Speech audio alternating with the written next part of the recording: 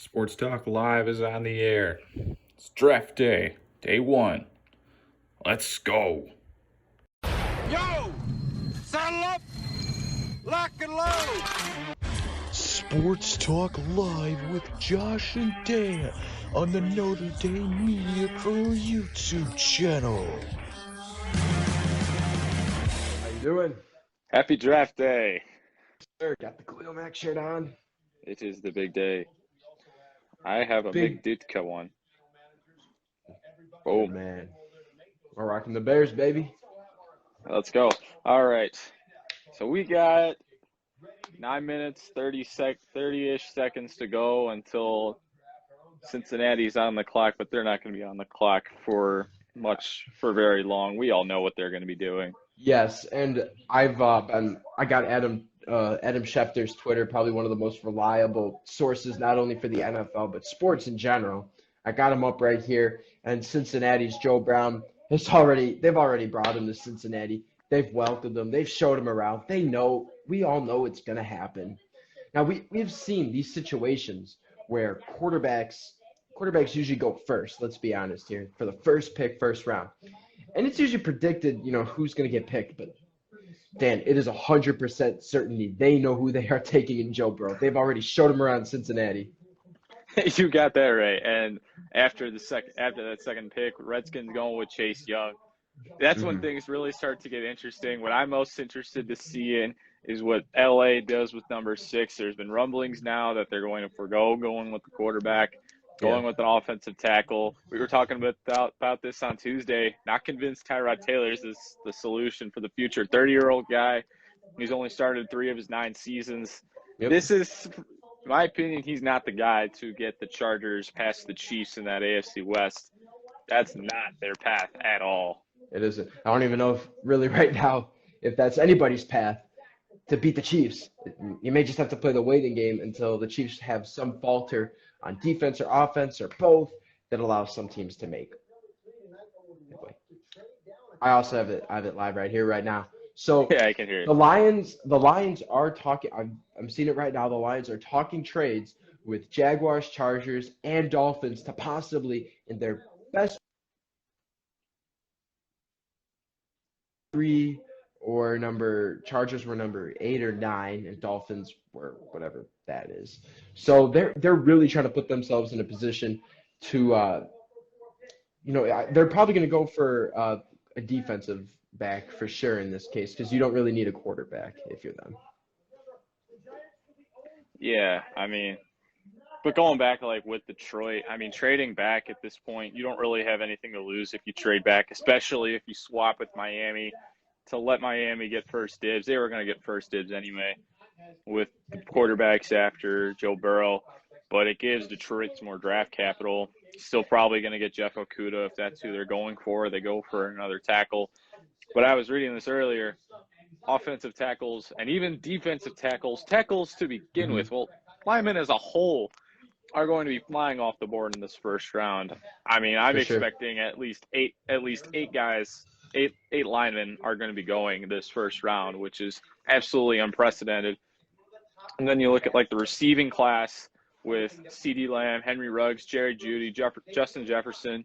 This is a very deep draft For class sure. at receiver. They didn't have that last year, but they have it this year. So those teams that waited last year, you got a good class this year. This also just in 2 things. The Cardinals are willing to trade down from the number 8 pick. You kind of have to wonder who's going to possibly take it. Obviously, New York staying still. Redskins and Cincinnati for sure staying still.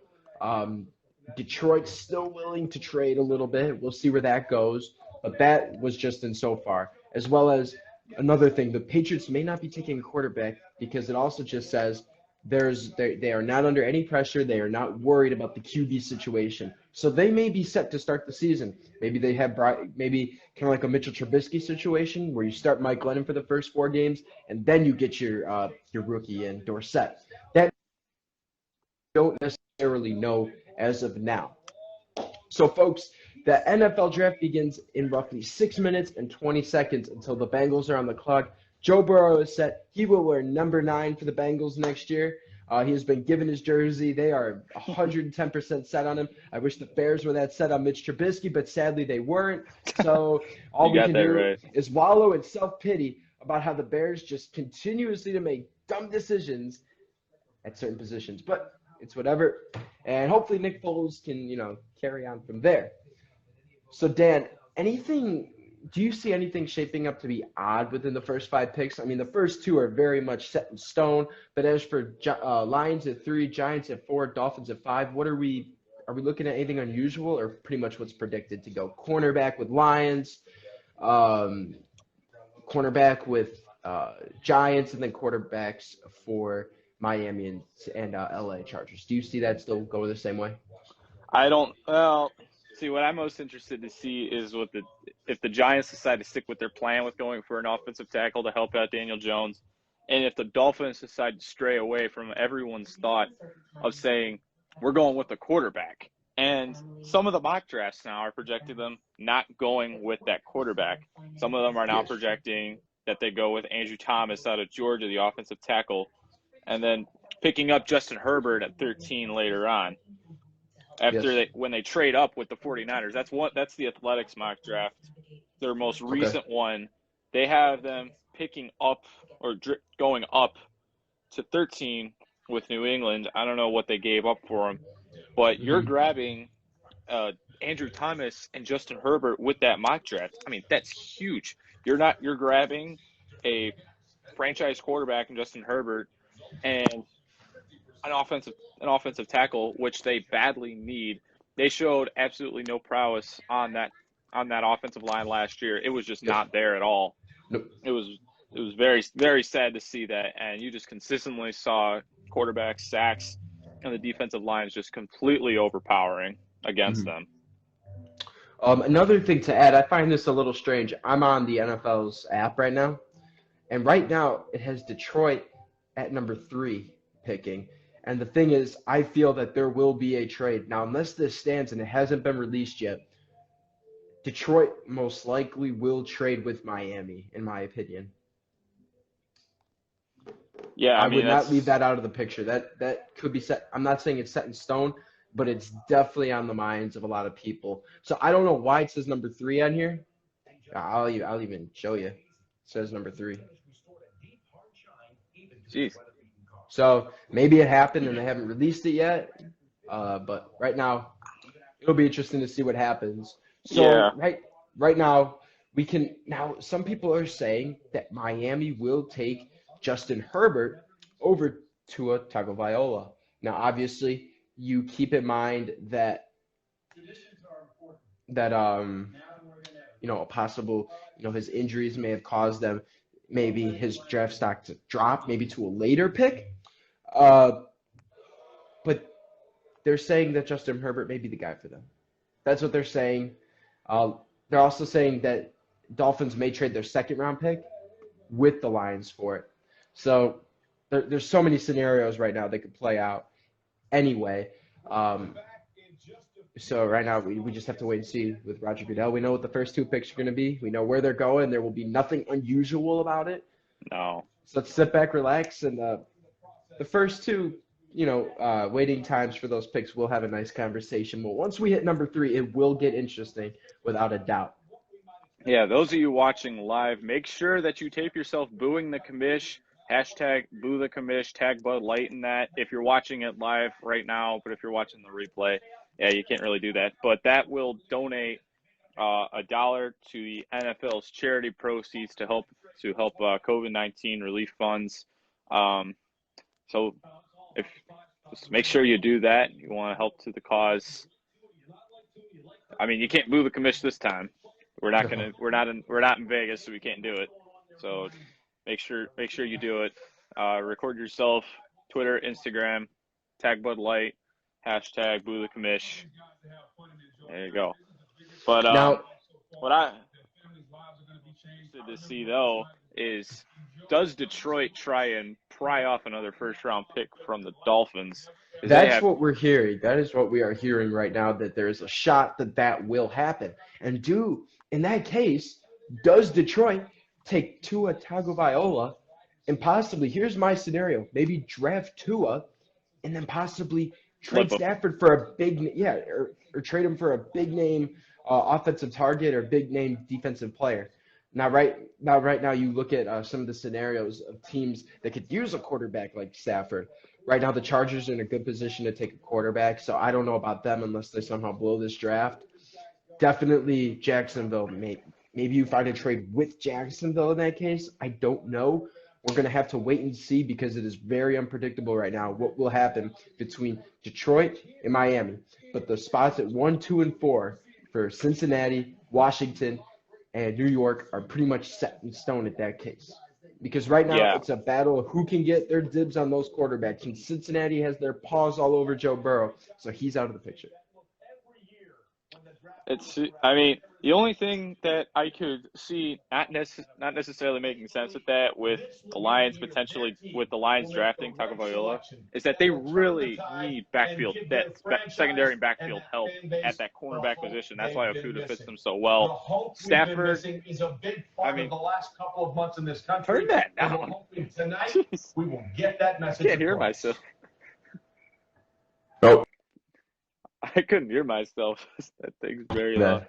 But with Okudah, the Lions, they really need to not worry about the quarterback position at that time. If they want to flip with Miami for 3 and 5, you can still get Okudah. And if you decide to take another first rounder off them, even if it's like 13, you should still at that point be trying to shore up your lines or potentially beef up your defensive secondary even more than that. Mhm. It's not a pressing need at quarterback because you got I don't even know who the other guys they have are, but they're like 2 or 3 guys deep that all have some sort of starting experience behind Stafford. And Stafford just doesn't have, in my opinion, he doesn't have the weapons to succeed there. I mean, yeah, he's No. got Kenny Galladay, but what else does he have? Exactly. In the NFL app in the corner they have what's going on live on NFL Network, and they're having like a draft-a-thon thing where Tom Brady's on it, DJ Khaled, Travis Kelce, Russell Wilson, Kevin Hart. There's a ton of guys on it right now, and at the ticker it's going through the list of the picks. Guess who's at number 3? Detroit. It might have happened and they have not said it yet. I do not know. Maybe they are putting all their money on that happening. I do not know. So I do not know why it's doing that. Okay. But that's definitely something to keep our eyes on for it. But folks, Ohio State owns the top 2 draft prospects. Chase Young's number 1 and Jeff Okudah is number 2. They will make a top 5. They will easily make a top 5. So right now we just need to wait. It is dragging on and on and on. I feel like it won't come. That's been a long 6 minutes. Yeah, it's only 7:03 though. So we got plenty of time. Okay, let's see. Come on, log in, please. So yeah, it's just now it's just the waiting game, waiting for everything to get going. Uh-oh. Here we go.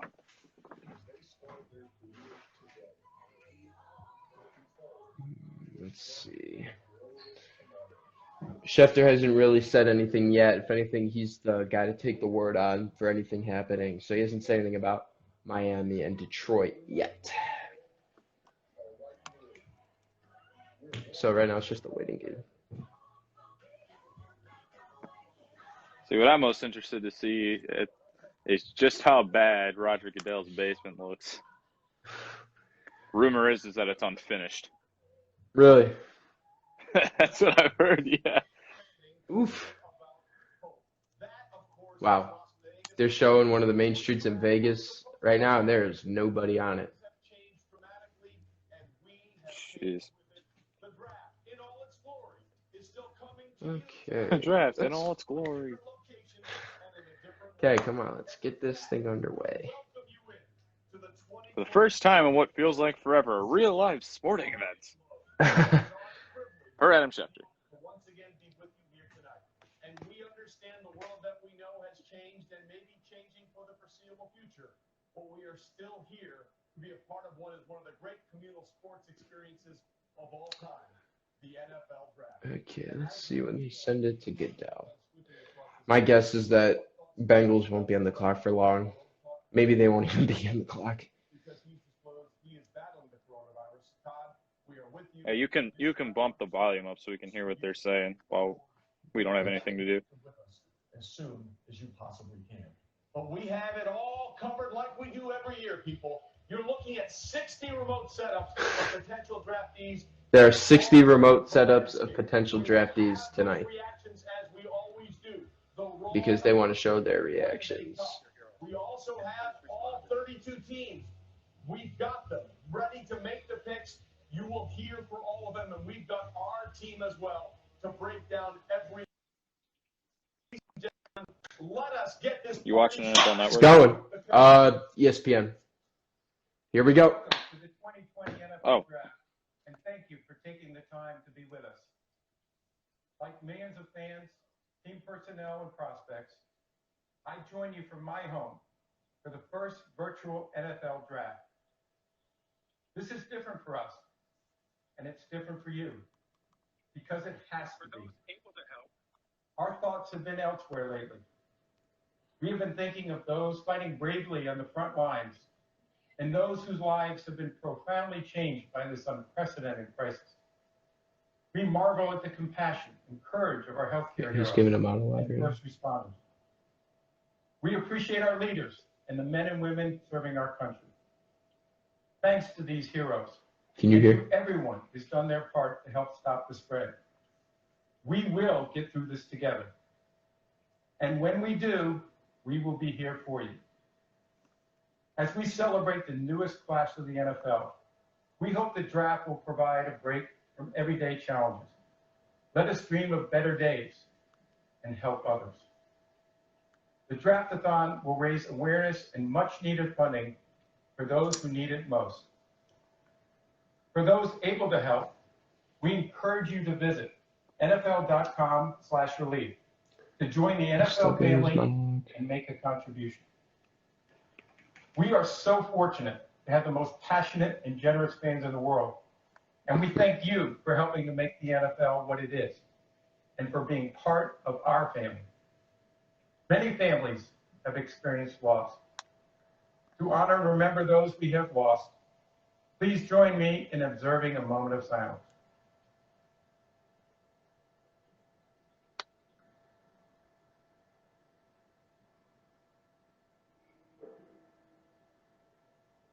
Thank you. To perform the national anthem, with help from his daughter Georgia, Grammy and Emmy Award winner and New Orleans Saints fan, Harry Connick Jr. Harry Connick's doing the national anthem.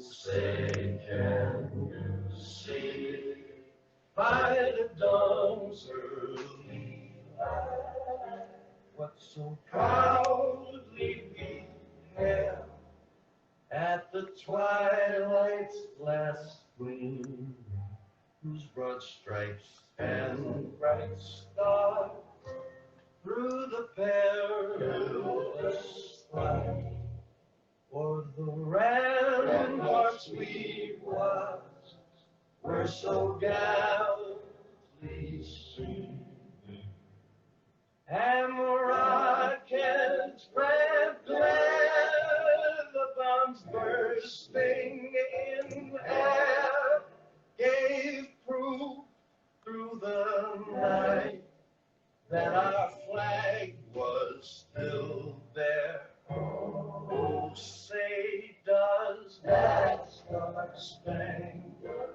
banner yet wave for the land of the free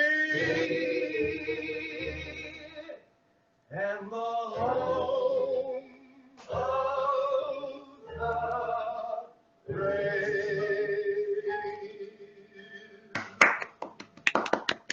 You can hear that? You can hear it? Okay. Yep.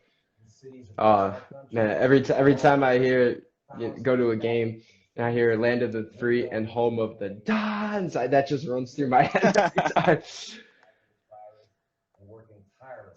So that was Harry Connick Jr., Saints fan. He sang the national anthem from his home, and we will commence the draft hopefully soon. Let's hope. I'm hoping. I don't know how much longer I can wait. I mean, we've been waiting for this since the NBA season was canceled. Well, postponed. But Yeah. let's be honest. I don't know right now. Yeah. But let's hope this goes without any technical glitches, both on our end and then on the NFL's end. Oh my gosh, another commercial.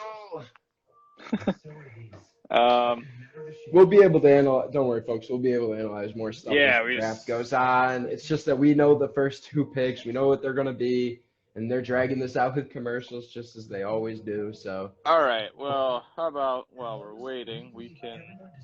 Okay. How about this? While we got some time, why don't we talk some Bears for a couple minutes? Let's do it. Like, who do you? All right. Why don't you start? Who do you think they're drafting at 43? Some people are. Some have said it's a possibility that they do end up drafting a quarterback in case one of the two, Trubisky or Foles, in case it doesn't work out and it's a complete mess. Some do say they will go the quarterback. In that case, their best bet is probably more or less Jalen Hurts in that case. As for me, though, I'm looking at, the prospects right now. First, you have to go at least to 43 just to understand the situation it's at. There's a lot of good defensive ends available, at least at that position. There's Marlon Davidson of Auburn, Raekwon Davis of Alabama, AJ Epineza of Iowa. You look at those guys, you wonder if they're going to take a wide receiver possibly to make up for Taylor Gabriel. In that case, you're kind of running out of room, especially with like Judy and Lamb and Ruggs being taken. Definitely someone like Jalen Reagor out of TCU or Laviska Shenault Jr. Possible picks if you're going to go wide receiver. Brian Edwards out of South Carolina. I'm possibly seeing a wide receiver. They haven't drafted one since Kevin White, and for good reason. They're probably a little scared about what happened last time with that. So we'll see what happens. What do you think? Possibly I'm thinking it's either. I'm thinking Cole Kmet if he's still available. From Notre Dame. That's what I'm thinking. Cole Kmet is undoubtedly one of the top tight ends in this class, and they need another tight end because I do not believe that Jimmy Graham and Adam Shaheen are going to do it. Now, yeah, there's like 9 guys in the tight end room, but they don't have what Cole Kmet has. And what they need to really avoid is another Trey Burton scenario where they don't have any U tight ends because everyone else is a Y tight end. They need the U tight end. And it looks like just from the bit of film that I watched on Cole Kmet before we came on, now granted I don't watch the Notre Dame games as much as I watch. You're not as committed as me. I'm not a Notre Dame I fan. I watched every Notre Dame game, Dan, and this guy was definitely the difference maker on the offense. If I had to go if I had to give 2 guys the Bears really should look at if they're looking at a receiver or tight end, definitely Cole Kmet, one of the leaders in touchdowns for the team. His route running is very exceptional. His catching ability, especially in double coverage, if anything like that, he's very good at coming down with it. Another guy is Chase Claypool, Notre Dame's starting receiver. First of all, he's humongous. He's 6'5", 6'6", and that man is fast. He has great hands. He has great hand-eye coordination, especially when it comes down to having toe-dragging catches. He's unbelievable at it. I watched it all year. So definitely, if you're looking at guys out of Notre Dame, those are your 2 guys you're primarily looking at this year to go first round or second round, maybe even first round both. Yeah, I mean, I'm either thinking at 43 you have to address either the tight end position or the offensive line. But I'm more thinking like kind of like what you said.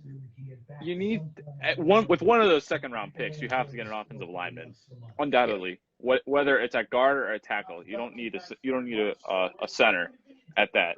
But you either need to go with that tight end or consider going with a quarterback if that's Jalen Hurts at the time. You really just have to think about like what. Okay. You have to think about what's going to be best that's available at the time that would fit into your offensive scheme, because you don't have to worry about the defense if you're the Bears. It's the offense you have to address here. For sure, without a doubt. Hopefully it gets going here in a second. But I would not be surprised if Cole Kmet goes number one. Sorry, that's not happening. If he goes in the first round, I would not be surprised at all. I would not. I would not either, especially for teams that are in dire need of a tight end. I mean, I can't think of any off the top of my head, but yeah, it really comes down. It comes down to need at that point. Yeah, and right now, Cole Kmet has what Jimmy Graham used to be. Maybe not as quick. Jimmy Graham was very quick and athletic. Let's understand that. But Cole Kmet is a little bigger, and it's probably going to be harder to bring him down. So it's a good pick. I think Jimmy Graham is a great guy to mentor Cole Kmet. I think that's a great option for the Bears. It's almost like what the Redskins were thinking of doing and bringing somebody in to train Dwayne Haskins. Now, here's Roger Goodell again. First, the hug. Sharing that special moment with a player when he is selected is a big highlight for me. My body won't miss those great big bear hugs, but I sure will. To have fun virtually. Second, I will miss the interaction I have with our fans over these 3 days. It's a draft tradition and one that I genuinely enjoy. Let's hear from you right now. Oh, come on, guys. You can do better than that. Let's go.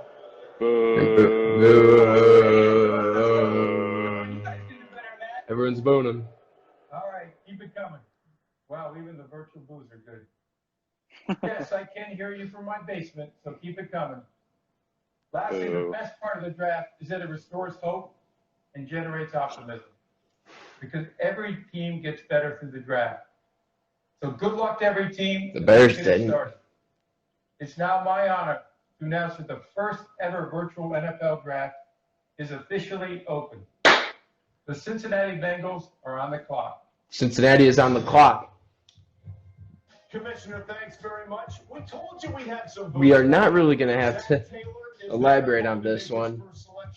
Yeah, I'm more interested to see how long it takes for them to finish it. I think my feed's ahead of yours. What's your time? What's the time on your clock? I have 9:40. Okay, I'm a minute ahead of you. Fifth worst record. On my feed, I'm a minute ahead. What are you? Okay, I'm at 9:30. Yeah. Okay. Yeah, I'm at 8:30. First of all, we need to understand this is their fourth number one pick in 30 seasons. So obviously that's pretty not good. No. And Joe Burrow's waiting with his parents right now back in the Plains, Ohio, right outside Athens, as he waits. So let's get to know Joe Burrow. So, yeah, they're already getting to know Joe Burrow. They already want to jump ahead. Well, yeah, it's so obvious to know. I'm watching the clock to see just how long this takes for them to figure it out. I am wondering.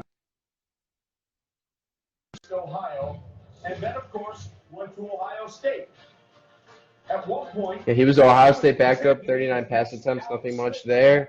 Then comes to LSU to absolutely tears it up. He was a 2018 transfer, 6 touchdowns, 5 interceptions his first season, and then we all know. See, my question is, like, transferring this into the NFL, he's going to be going right into the starting role. Was his Heisman year a one-hit wonder, because he didn't show that in his junior year, and then freshman sophomore year backup. But at this, who knows? yeah, at this point, you definitely shouldn't put him out there as being a bust. But for sure, when you win the Heisman Trophy, drafted at number 1 like Baker Mayfield, or drafted at number 32 like Lamar Jackson, there's all it's always usually turning out somewhat okay for them. Have they announced it yet? Nope, I have 6:45 and they're still going. Why are they even waiting this out? This is going to take a long time if they're really figuring this out. We could shave a few minutes off here. For Joe Burrow, what impressed me the most was the big games. There were 5 opponents that finished in the top 10 when the season ended. Against those 5 opponents, believe we Joe get Burrow had somewhere. 22 touchdown passes and 0. So, Dan, obviously, the division Joe Burrow is competing in, it's probably going to become a very, very competitive one. Pittsburgh's definitely going to probably drop to a last place team. So you have Joe Burrow, Lamar Jackson, and a Baker Mayfield that's still trying to figure out how to, push it to the next level because he's got the guys around him to do it. He's got Nick Chubb, Kareem Hunt, Odell Beckham Jr., Jarvis Landry. For now. Pieces are around him. It's almost like he's just finding. He has more pieces than Lamar Jackson. Now, granted, Lamar Jackson's game is 100% different than Baker's. But Dan, how well do you think he'll thrive in this division? I mean, I'm more interested to see just like if he's able to start up that duo with AJ Green, because he doesn't really have much else in terms of receivers unless Cincinnati just really starts to beef that up once they get Joe Burrow and they start to attract those other guys. I mean, I don't know if they're going to be able to attract anyone else other than AJ Green. I mean, there's a lot of different ways this can go. For sure. And it has been official. The Lions will have the number 3 overall pick.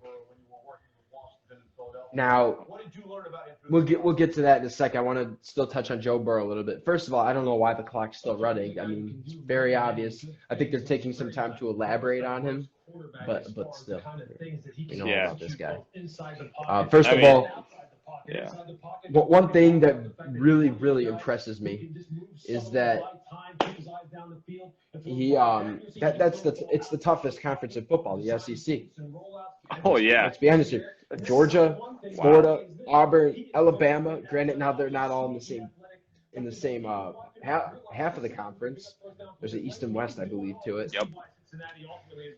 If you're competing at that level in that conference, that says something. That certainly says, hey, you're doing something right, because not everyone can walk into the SEC and absolutely obliterate the competition. It's just not. It's not easy to do, and definitely, I think we need to understand that sets Joe Burrow a little above everybody else.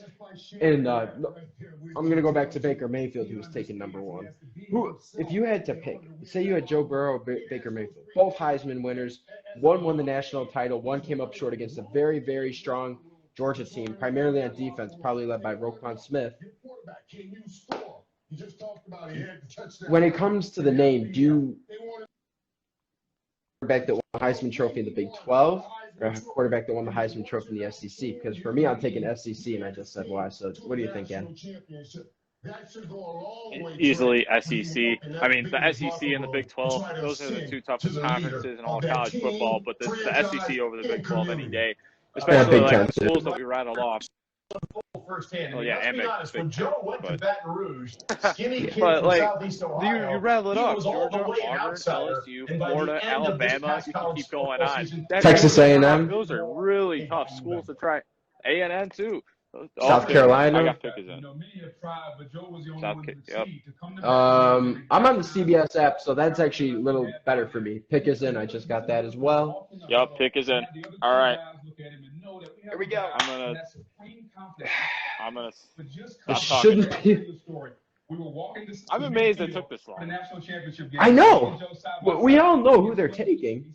Now, granted, the Bears, I get why that took that long, but that's not the outcome I want. They could have had Deshaun Watson. They should have taken Patrick Mahomes. Should have taken Patrick Mahomes. So he did win the Heisman Trophy in a landslide, most first place votes, widest margin of victory we've ever seen. So the pick is in. And just, I know we've all been touching on, it's the quarterback position the Bengals need. Andy Dalton's ride is over. I believe, in my opinion, Joe Burrow will be expected to start right away, in my opinion. Now, I could be wrong,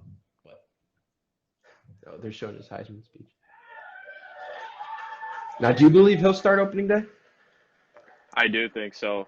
Andy Dalton's not going to be able to keep his job. But the only way I see Joe Burrow keep not starting is if Dalton performs better than him during the preseason. That is, if they keep Dalton. But that is the preseason. Let's understand. Exactly. That's true. But who knows what's going to happen with that? But I think not a lot of food on the table. it's tough to try and figure that out because are they going to try and do pull Bears and have like Mike Lennon start the first couple of games and then bring That's what I in was Trubisky? thinking. Okay. And that has led to the Joe Burrow effect away from the field, including restaurants in the Plains, Ohio, naming meals. And Joe Burrow's becoming. What's really cool is that he will be very close to his hometown, the Plains. It's both that and Cincinnati are right down there in southern Ohio, and they're dedicating everything to Joe Burrow down there. Sandwiches, restaurants, streets. ESPN just reported that he has gotten the #1 pick. CBS has it in. Joe Burrow is officially in the NFL. Number 9, he is going to be 100% the starting quarterback for the Bengals. His draft grade is an A for the Cincinnati Bengals. On that one, Washington Redskins are on the clock. Yeah, he's already over All the right. Bengals. So, well, we know what. Yeah, this. I mean, let's think about this. Like with Here Joe it is. Burrow, this is a huge pickup for them. The 2020 draft, the Cincinnati Bengals select Joe Burrow, quarterback, LSU. There you have it. And there you see Joe There it is. with mom and dad, and you have to wonder what's going through his mind right now. Remember, when he entered the This is transfer huge. portal, he said It's a huge pickup for them. Huge for Cincinnati. Huge for Cincinnati. This is a dual threat guy. Can throw the ball. Can run the ball. He's got great He's got really good handoff skills. I mean, Pocket passer, running. They just picked up a great player. Now, if you're the Bengals, you have to be able to build around him. You can't just leave him all by himself. It's not. He's not going to be successful. You need to build the right pieces around him. I think AJ Green is a fantastic receiver. I'm trying to say, as far as coming into the league as a rookie and having a #1 receiver to work with, AJ Green is probably one of the best guys to have in that situation. So right now he has the right pieces. I believe if they can bring in a really good tight end, I think Tyler Eifert is their tight end possibly. I do not know. I think off the so. top of my head. I can look. Yeah, it's right now. It's him and AJ Green that are going to be the main targets. I think maybe their running back is Giovanni Bernard. Maybe I don't know. So right now, that's what it's looking like. And the Redskins are on the clock. Now, we all know who's going to the Redskins. Edge rusher, Chase Young. Just a list of what the Redskins need. They need an offensive lineman, a cornerback, a receiver, and an edge rusher. We know who they're going to take. The edge rusher is taken care of. As for offensive lineman, Trent Williams has been dealt, if I'm correct. He has been dealt, or he will be dealt, in a trade, which is tough because that's their main guy on the offensive line, their leader, and someone who is really – Williams is still there, but okay. he most likely will be traded. There's talks that he can go to Cleveland. That's what I did hear. And then Philly, the Jets, and the Vikings are all in there too. So here's who. Okay, so here is who Joe Burrow will be throwing to. He's got Joe Mixon at running back, AJ Green, Tyler Boyd, and CJ Uzomah. Where'd John Ross go to college? Turn that down. I can't hear myself think. Sorry. Where did John Ross go to college? Washington. Okay. He was 9th overall pick in 2017. Okay. So it's a good start for him. Nothing crazy. It's kind of like what the Bears had. All right. Redskins pick is in. And one of our viewers, Dan, asks, what pick do the Bears have? The Bears have the 43rd pick, which is the 11th overall in the second round. Dan and I are predicting that it's probably going to be a tight end. A lot of us are in favor of Cole Kmet because you do not know how long Jimmy Graham, because of age, if he'll be able to hold out long enough, or Adam Shaheen if he's even reliable. Cole Kmet had a very good college season, a good 4 years at Notre Dame, 3 years at Notre Dame, very impressive. So that's who we're thinking. If not that, maybe Chase Claypool, a wide receiver out of Notre Dame, 6'5" receiver, very quick, has good hands. I think he would go great with Allen Robinson since Taylor Gabriel is no longer with them. If you have Patterson, Claypool and Robinson are outside receivers. If you have Patterson in the slot, which is where he is best, your receivers are very big, at the minimum height probably of 6'4". So it's a very, very good duo for them. So that's who I think they're going to take. But the Redskins pick is in. 100%. I think we know who it is. It's Chase Young. We're just waiting for it. I see Joe Burrow in his draft hat. And Lions have the number 3 pick. They did trade with Miami. And at that point, you really begin to wonder if they, what they're going to do with that position. I think maybe a cornerback, since they did lose Darius Slay. I'm trying to remember if Kyle Fuller's brother is still on there. Let me look. Corey Fuller, Detroit Lions. Go against anything that we saw from Joe Burrow this past season. So he is truly the Tiger. So it's official. I mean, yeah, I'm thinking for the Lions, I'm still saying Jeff Okudah, and if you don't go with Jeff Okudah, you have to go with either Andrew Thomas or, I think at that point Thomas is your best bet, or even at that, you can still go with Tristan Wirfs. Mm-hmm. I mean, you got options, but I highly doubt they go quarterback.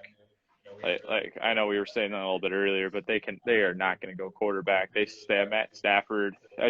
He's going to be in there for a while still. Yeah. I'm still thinking either beef up the defensive backfield or the defensive line, or not the defensive line, the offensive line. I mean, you could do the defensive line too. That needs to be improved. Right now, I'm looking at the Lions cornerbacks list, and right now their starting cornerbacks are Justin Coleman and Desmond Trufant. Not bad, but they don't have Darius Slay anymore. They do not have Corey Fuller, Grover. I forgot his name. Do you know who I'm talking about? Grover. He used to play safety or cornerback for them. Not that I can think of. This is bugging me now. I'm gonna look this up. Get something to represent my home area. Not Yes. Grover Cleveland. So now we're just waiting for the announcement. Chase Young going to the Redskins, and then that's when the real fun starts. Yes. Glover Quinn. He used to play for the Lions. He was their main safety, but he retired last summer. I could not remember that. That is my mistake. Chase Young's getting ready to get this going. Guys, you have Roger on your screen yet? No, I don't. Oh, you're behind. Chase Young's on the phone right now.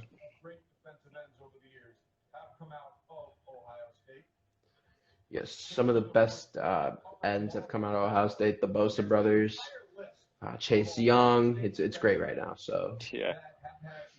it's official. ESPN just got it. Chase Young is their guy, 6'5", 264. He will be ruining Carson Wentz, Dak Prescott, Daniel Jones. He'll be ruining their lives this upcoming season. There you go. Oh, So, boy. Ron Rivera and Kyle Smith, Once we get they're going. very pleased. But this is where it's going to get interesting. Detroit has traded up to the 3rd overall pick. They You had have the to third wonder overall pick. Remember, they had the 3rd overall pick. Oh, jeez, I'm sorry. I don't know why I'm You're good. saying that. You're good. No, because you were thinking the Dolphins were going to trade up. Oh, I mixed it up. My bad. No, you're good. You're good. So, yeah, just change everything I said throughout this broadcast. Please. Yeah, but I'm looking at the defense right now for the Lions. I mean, they could use that upgrade there at cornerback, and even like bringing in some extra reinforcements for Trufant and Justin Coleman, and giving like Darren Harmon and Tracy Walker some time just to recover and sometimes get into either the free safety or the strong safety roles. That's still going to be huge. That's still going to be huge for their backfield, and it's going to ease up a little bit on the linebackers having to deal with the receivers. I mean, that's going to be huge if they pick up Okuda. And then if you decide to go with a lineman like Tristan Wirfs or Andrew Thomas, I mean, I'm going to read over their linemen right now, like their projected starters: Taylor Decker at left tackle, Joe Dahl left guard, Frank Rangos center, Casey Tucker right guard, Hala Pulavati Vaitai at right tackle. So it'd either be Vaitai or Decker that he switches out for. One of those two would switch out for it, but I mean that's still an improvement to the line that had a really tough season last year. Yes. I mean that'd be huge for them, and it even lengthened it up because some of both positions are like 3-4 guys deep. It brings some more depth to both sides, whether if one of them plays left tackle or right tackle. I still think you have, at this point, Okuda's almost has to go at this point to Detroit. Right now your best bets for Detroit are Isaiah Simmons out of Clemson and Jeff Okuda out of Ohio State. And somehow if they decide to go quarterback and end up trading Stafford for someone big, Tua Tagovailoa is your best guy. But right now we're looking at Jeff Okuda and Isaiah Simmons. The pick is not in yet. So right now we have 2 A-graded picks. The pick is in. The pick is in for the Lions. Pick is in. I'm looking at like Chase Young drawing a lot of comparisons to like Jadeveon Clowney. I mean that makes a lot of sense. He looks a lot like Jadeveon. Just consistently trying to knock the ball away from the quarterback, and he's always he's all over the quarterback, like you said. Are you watching the thing on ESPN where they're comparing him? I'm watching ESPN right now, but I'm like a minute ahead of you from my feed. I don't know why that's happening, but okay. I got CBS, so my stuff's even ahead of yours right now with the picks. So we're waiting. I don't have the volume on. I'm just watching. This is waiting, but this is where the this real has been the hot begins. topic. This has been the hot topic of what primarily is going to happen with the Lions. This could change the dynamic because right now the NFC North, first of all, the Packers own the offensive battle there. The second for that, with what's happening with Minnesota, the Bears probably are looking like your second. As weird as to say, your second best offensive threat in the NFC North. Only Detroit to follow last, and then you have Adam Thielen left, so you kind of have to keep them at third. Yeah. So the question is, do you stack up you start stacking up defense to try in the NFC North? That's probably what their logic is there. Yeah. So after the Lions pick gets announced, we're gonna go into our transition because we're already nearing an hour. We're gonna digest the pick first. Oh. Okay. We're gonna digest the pick and then we'll go into transition. Yes. Ford Field has LED lights up that the pick is in. And it may not be fair that you have that much talent in that kind of body for Chase Young. You saw that picture, by the way. Let's see. Come on. That's in honor of his grandfather who died in 2012. Carl H. Robinson died at 70. Matt Patricia has his son next to him right now, or do you think he's going to take his son's pick for this one? Imagine, if your dad was an NFL coach and the GM had his set pick and your dad, the head coach, could, change what he wanted. What does he pick? Jeff Okuda. That's the pick. Well, this doesn't come as much of a surprise. I mean, I was saying this from the very first mock drafts. Like this is their guy. This is a huge upgrade for that backfield. It brings another guy for Desmond Trufant. It's going to bring some competition for Justin Coleman. This is big for them. For sure. It really shores up that backfield. Yeah, for me as a Bears fan, always watching the Lions a lot in that case. They've always had a very good secondary, cornerbacks and safeties. I think this guy really starts to bring the identity of that back, especially with Darius Slay and Corey Fuller and Glover Quinn's retirement. That really brings it back.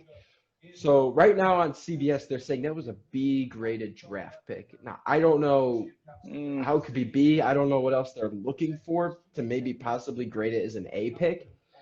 But certainly, if you're the Lions, you go home happy that you, in my opinion. So, you want to take that break, and then we'll start it up? Yeah, so we're going to transition over to another stream because we're nearing an hour, and then we'll get ready to digest the Giants' 4th overall pick, which we know the position, we just don't know who it is. So we'll be right back. We'll do it. There are everyday actions to help prevent the spread of respiratory diseases. Wash your hands. Avoid close contact with people who are sick. Avoid touching your eyes, nose, and mouth. Stay home when you are sick. Cover your cough or sneeze. Clean and disinfect frequently touched objects with household cleaning spray. For more information, visit cdc.gov/COVID-19. This message brought to you by the National Association of Broadcasters and this station. There we go. Man. Okay. So right now, the Giants, they're in they need a lot of help right now. The offense is starting to get a little better, but it's not going to do too much so far. So I'm going to pull up a New York Giants depth chart, and we'll look at what they need. I know one really good guy that he'd go well with is James Ogletree. Their linebacker. He is very good. He's agile. He had a few pick sixes last year. So definitely someone you do not want to leave out of the picture.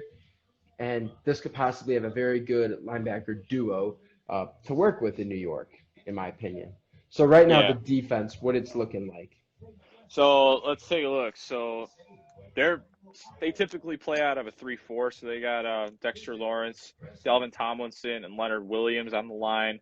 And then you go to the linebackers. You got Kyler Fackrell, David Mayo, Blake Martinez, Lorenzo Carter. Mm-hmm. And your backfield, you got DeAndre Baker, Jabril Peppers, Julian Love, and James Bradbury. I mean, it's not bad. That's a respectable group. It's not horrible, no. Yeah, your highlight guys in that situation are obviously there's 3 different spots there. You got your line, your linebackers, and your backs. So obviously for the line, Dexter Lawrence coming out of Clemson, he was a powerhouse for that for those guys in Clemson, and he did a great job last year in his rookie year.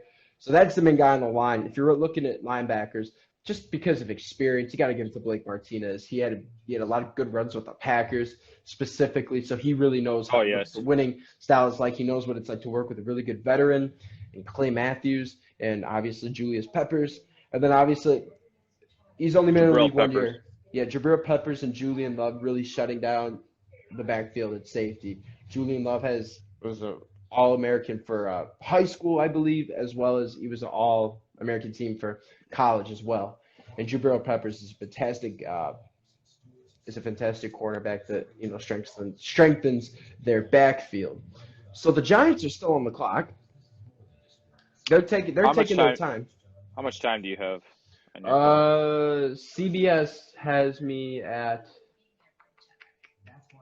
I'm trying to think. No trades have been made yet, by the way. It's not staying on there. On ESPN, I got 3:20 right now. Okay, so I'm behind. Well, I'm ahead of you by like a lot. So I'm gonna try and back up, so I'm in the same spot as you. Definitely, you have to think Isaiah Simmons right now. That may be the way to go. You do not need. CBS has it. CBS right now says their top 3 picks would be Isaiah Simmons, Tua Tagovailoa, and Derek Brown. Don't agree with Tua, but I agree. In this situation, it's more of what are you willing to stack up? Are you willing to stack up the defensive line to attack quarterbacks? Are you willing to stack up your linebackers to also attack quarterbacks in that case? Yeah. I mean, I'm more interested to see, like, I'm thinking they're going to upgrade either the offensive line or the defensive line. I mean, they're projected right now to go for Tristan Wirfs out of Iowa. But, I mean, if they feel the need that the defense is something that they need to address, you could definitely upgrade that defensive line if you want to bring out either Dalvin Tomlinson or Leonard Williams. I mean, you could do that or bring in competition for that out of the draft. But I think if you bring in Wirfs to replace either Nate Solder or Nick Gates, that's a big upgrade on the edges there to have to defend against the edge rushers like Chase Young to have to deal with. And with Wirfs, Pick is in. All right. Am I ahead of you with CBS? How much time do you have? I backed up. The pick is in. I got that probably 15 seconds ago. Okay, I'm not there. I'm still on ESPN. They say 140 left. Okay. CBS isn't giving me time. They're just giving me the picks and when they're in and if they're on the clock. So, yeah, I'm waiting for that. So I think CBS. Yeah, New York still got 125 left. Oh, I'm ahead of you, Ben. But I got 110. Pick is in. I backed up a little bit. Okay. Here we go.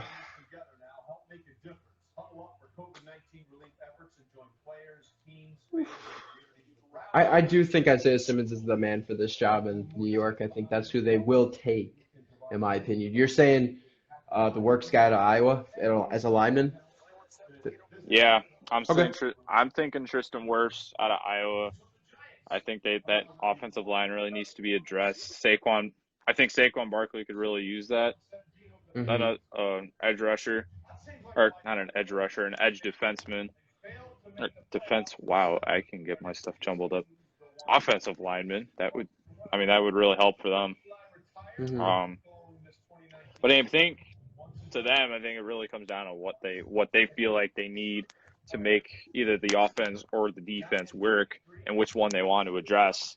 Because they don't have another pick this round, but I mean they got an early second. They should. Yeah, right now they're starting over. Joe Judge has a pretty good resume to work with. He's worked with the Patriots before, which is obviously a huge resume boosters, I should say. So the Giants, I'm not saying they're starting over as players, but as far as their staff goes, they're bringing in as their offensive coordinator, Jason Garrett. That'll be interesting to see. I think they brought in a new defensive coordinator as well. I'm blanking on that as well too. So very good. We'll see what happens. Right now, CBS is the most ahead for us, and I'm waiting for the pick.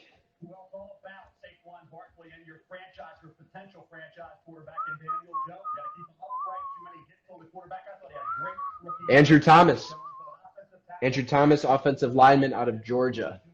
Woo! That is their pick. That surprised us all. Let's be honest here. I was not expecting Andrew Thomas.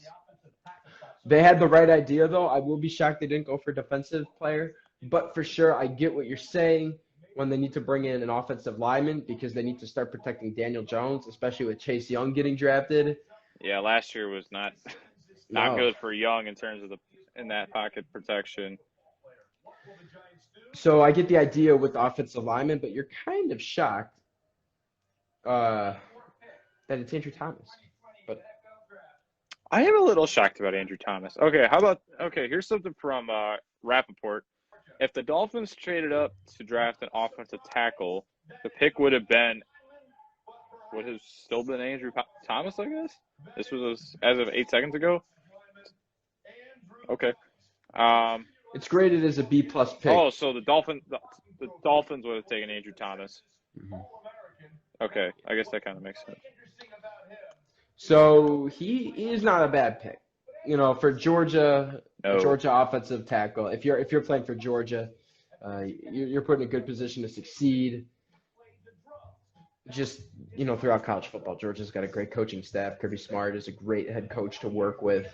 He's had good, and Andrew Thomas had good leadership with Jake Fromm, most definitely, for sure. He's had a privilege to work with many, many great Georgia football players.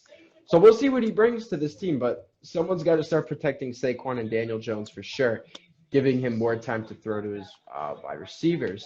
Not that there are that many to be able to throw to. But Golden Tate and Sterling Shepard, it's not terrible, but they need to start looking for guys. So that was a B-plus pick. All right. Now the debate begins. Tua or Herbert? Who do you think Miami's taking here? Or do they shock the world? If they do go with Isaiah Simmons, I will be very, very shocked, because then we know we haven't touched on this. If they do not pick a quarterback, does Carolina start thinking, hey, let's kind of do a thing where we let the veteran play the first few games of Teddy Bridgewater and then let the rookie play and give him his time? Is that what we will see? That. Is that what Carolina is going to do? Are they going to – well, first of all, we need to see if Miami does not take a quarterback. I will be shocked if they don't. Fitzpatrick's their quarterback right now? I can't remember. Currently, Ryan Fitzpatrick is his quarterback. So let's look at the weapons that he's got. That whoever will play quarterback next year will have. They have Jordan Howard as the starting running back, Devontae Parker, Preston Williams, Albert Wilson at your receivers, Mike Gesicki at tight end, and then you also have Chandler Cox, Alan Hearns, Isaiah Ford, Patrick Laird. And then you have Josh Rosen as your backup quarterback. The only thing that I can think the Dolphins decide to deviate away from a quarterback here is if they feel like Fitzpatrick or Rosen can, pick it up. I mean, I don't know, because you're passing on two huge guys here that could change the course of your franchise. They haven't had anyone since Dan Marino. I mean, this is big. They can't screw this up. 21 starting quarterbacks since Dan Marino. Yep. And sadly, Jay Cutler was one of them, which does not help it. Their record since him is 149 and 171, a 47% winning percentage. 4 playoff appearances and 1 playoff win in the 2000 season. This team is dead cold when it comes to just anything. I don't know how the Bears lost to them last year, 2 years ago, when they were good. You also can make the argument, this is another time, that the Bears should have been undefeated in the 2018 season. That's the argument you make. It's a decent one to make. Yep. You look at the teams they lost to and how they lost, but that's for another time. So right now the Dolphins are still on the clock. The pick is in. I just got it. The pick is in. And Chargers are on the clock now. So we will see. Yeah, pick is in. Yay, I'm ahead. So right now, Miami, they need a lot of things, but most certainly they need offensive linemen, quarterbacks, running backs, and linebackers. That's mainly what they need right now. You have to go to right here. If they don't, I will be very, very surprised. Sorry, not surprised. Shocked. Even if they go with Herbert? Sorry, I meant if they don't go with a quarterback, I will be. Quarterback. If they do not go with a quarterback, I'm going to be.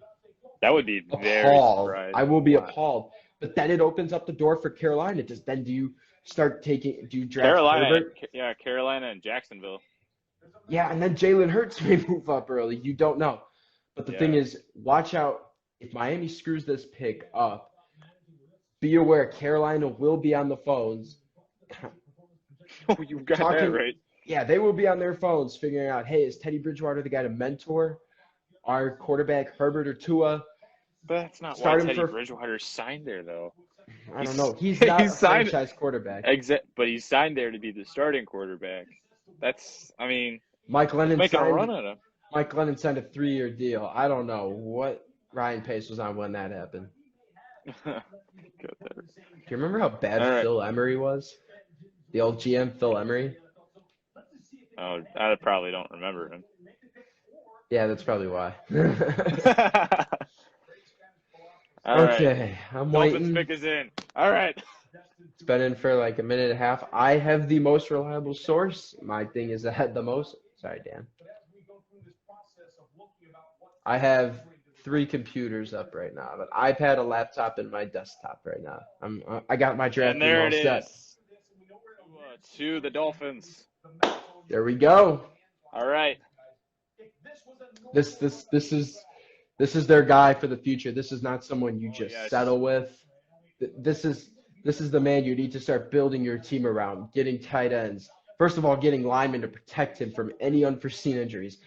Get receivers, get running backs, get tight ends. And just because you have I want to list off his injuries real quick while I have him up. So he's got 5 different injuries, and he missed 4 games because of these injuries. October 2018, sprained knee. November 2018, left quad injury. December 2018, left ankle injury. October 2019, had a broken index finger. And then November 2019, he had a dislocated hip, posterior wall fracture, concussion, and a broken nose. Oh, my God. Whoa, that's a lot of injuries for a guy that's only 21. And this guy had hip surgery at 21. He's not 84. Okay. There's a bit of a risk at this for Miami. To say the least, this is risky. Yes. You didn't go with Justin Herbert, with a guy that does not have the injury history. But Tagovailoa shows a lot more accuracy and a lot better pocket movement and moving the ball around. Like he's similar to Joe Burrow with the dual threat. For sure. With moving around, getting out of the pocket, and being able to move for yards on his feet. And having the SEC ties, like family ties. I've watched a lot of Tagovailoa. Like this guy is going to thrive with Miami when he gets the right tools. Like that's like what they have right now was okay for a rebuilding team, but we also have to remember like how much the AFC East has regressed. Yes, it has. With the Patriots not having Tom Brady, and really the only definite team that you know is going to be good is Buffalo. You don't know how the Patriots are going to shape out. You probably know that the Jets are not going to be any. The Jets, I will say it, man. I'm going to go on a rant. The Jets have not had a quarterback. They have not had a player. They haven't had a franchise since Joe Namath won them the 3rd Super Bowl. They have not been able to do a single thing. Their picks have wasted. Where's Sam Darnold right now? I get he got injured a couple times, but man, it's just not working out for these guys. They will not be in contention. They are the next Chicago Cubs. They will not win a Super Bowl for 108 years. I guarantee you that. I'll say it right there. Jets are the new Cubs. But here's the thing with Tua. I possibly see him, if he can stay out of being injured, he is the next Michael Vick. He is the closest thing you're going to get to having that guy back. Except this guy, he's got maybe even a better arm. Maybe. I don't know. I could be over-exaggerating a little. He's definitely not as good on his feet as Michael Vick, for sure. But you start talking lefty, can run, can throw. Is he the next Michael Vick? And Michael Vick carried the Falcons at points, as well as the Eagles later on in his career. Well, anyways, the Chargers are still on the clock. The best available picks for them, some are saying, are Isaiah Simmons, Derek Brown, and Tristan Wirfs. But we all know that's not going to happen. We know it's going to be Justin Herbert. And I will Dan, I don't know what I'm going to do if it's not Justin Herbert for them. If it's not Justin Herbert for them. Yeah, if it's not Justin Herbert, is it Isaiah Simmons? Because Tagovailoa was predicted to go to L.A. But obviously he's not. Yeah, I don't know what to expect with that right now. I feel that Justin Herbert will be taken to the Chargers. By the way, Tua Tagovailoa was given a draft. The Dolphins were given a draft grade of B for the Tua Tagovailoa pick. I don't know why a B. That's the way to go for them. That's an A+ pick right there. So yeah, very good pick. I mean, that's not like they had a choice, but that they had to do that for themselves. They needed to. Yeah. My computer just froze up. So I'm lagging. So now we are waiting for the Chargers. Yes.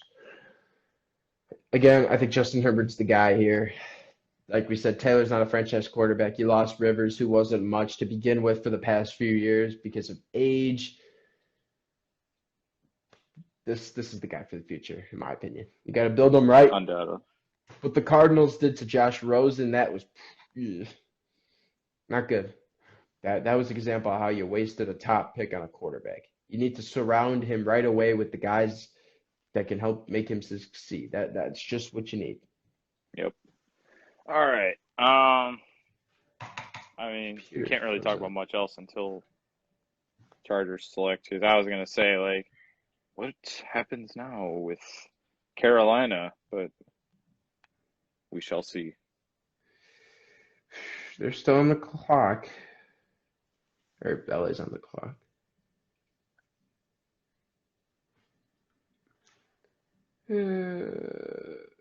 LA's got a pick in every round.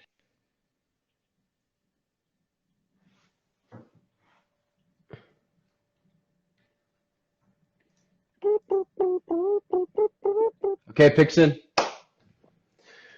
The pick is in. And with the 6th pick in the first round of the NFL draft, the Los Angeles Chargers select. If only there was a rhyme to go. If there's only a rhyme to go with the Chargers, like the mistake by the lake for Cleveland, I would definitely do something for the Chargers. That's for sure. LA is playing. Yeah, LA is literally plagued. Literally and figuratively. And that's sad to think that, but it is what it is.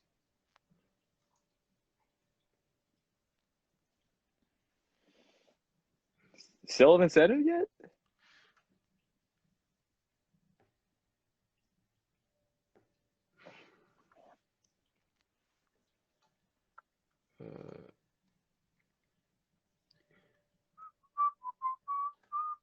Let me see. I gotta get back to the draft. It closed me out.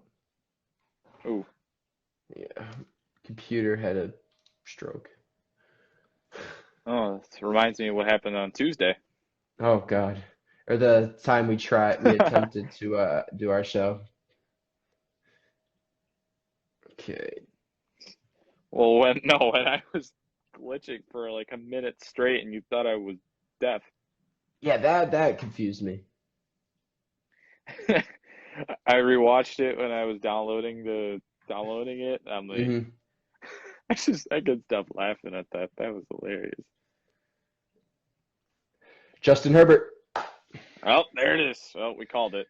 We knew it. They haven't graded the pick yet, but that's just the best choice for the Chargers. We all know it. With the situation, with the situation they're in, this is the guy you need to build your franchise around. He had a very good year at Oregon last year. He's not so much. He can run a little bit, but he is primarily a pocket passer, if I'm correct. Am I correct? Yeah, he operates mostly out of the pocket. He doesn't have exactly the same characteristics as you see with Tagovailoa, where he's able to move around a lot. He's more of like that, particularly the pocket passer. But the Chargers got the best guy on the board right now for what they need. They did good. I mean, I can't argue with that. No, that's the way you had to go. Yeah, a lot of people most likely didn't expect it. Just looking at the best available draft choices, a lot of people were not too optimistic about it. Yeah. But he's going to be their guy next year. So now we move to Carolina, and this is where it gets interesting. Do they take Jalen Hurts in this situation? I'm thinking Isaiah Simmons. I think Isaiah Simmons is the guy here. You need someone that can replace. Luke Kuechly. After he's 29 and he retired, he was one of the best linebackers in the league. You need someone that can replace him, and Isaiah Simmons may be that guy. I don't think Tristan Wirfs is the guy for this draft. I think you're either going Derek Brown or Isaiah Simmons going to Carolina, unless we see an upset and Jalen Hurts ends up going there. So we'll see. I can't see Jalen Hurts. I can't see Jalen Hurts going ahead of Jordan Love. I cannot see that. Yeah, Jordan Love too. I mean, that could be the pick as well. I just don't see, like, with the direction that the Panthers are going, that they decide to draft a quarterback after giving Bridgewater that money, and with the competition for Bridgewater at that, I just can't see it with them deciding to go with the quarterback there, wanting to get rid of Cam Newton and bringing in Bridgewater. It just doesn't make any sense. Yeah. But that would be interesting to see for sure. Carolina's pick is in.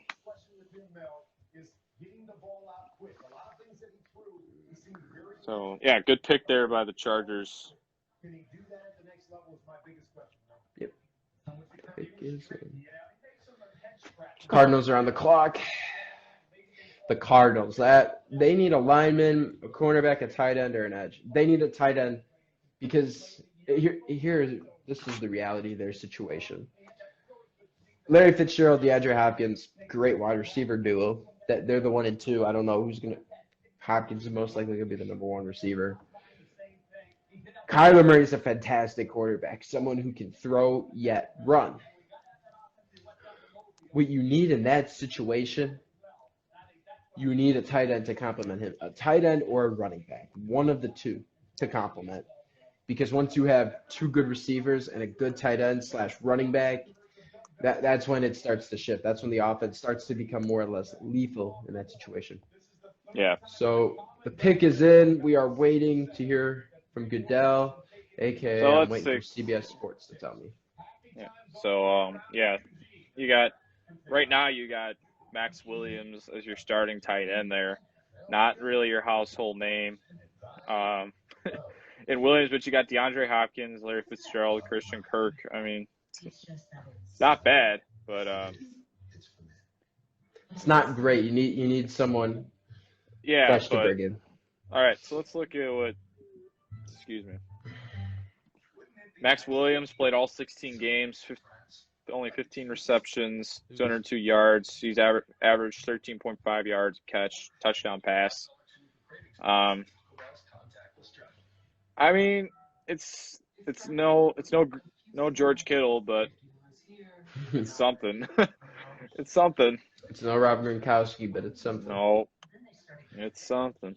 The Buccaneers, that is going to be interesting what they do with number 4. God. They can do a lot with that pick. Yes. Who's their running back again? Is it still Doug Martin or no? I'm not sure. I'm trying to pay attention to see. I want to get.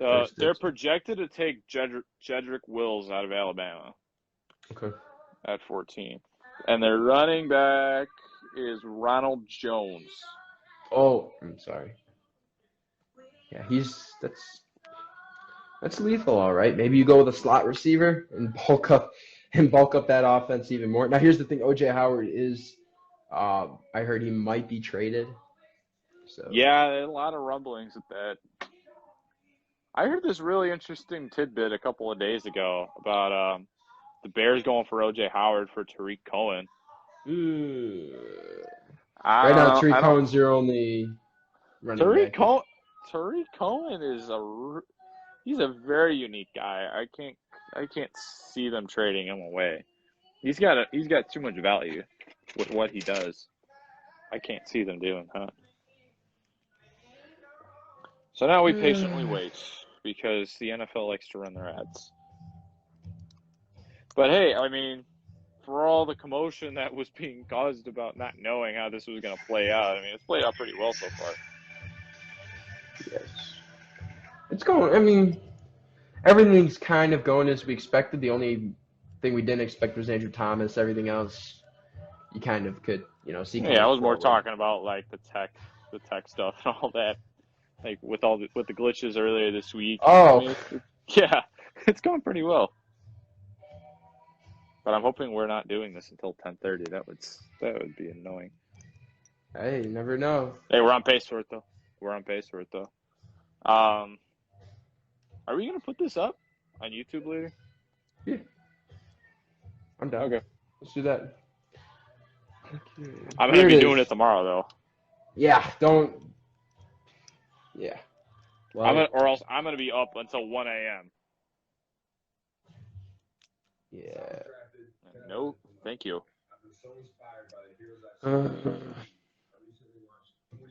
Let's see what they do here with this pick. We're still All right, waiting. so let's see what Matt Rule. We're When still Matt Rule waiting. actually wears a suit. I want to say thank you to them, everyone's hard work. Those 300,000 associates are working hard to keep our homes working right. Because home will be nice. Be safe, keep pounding.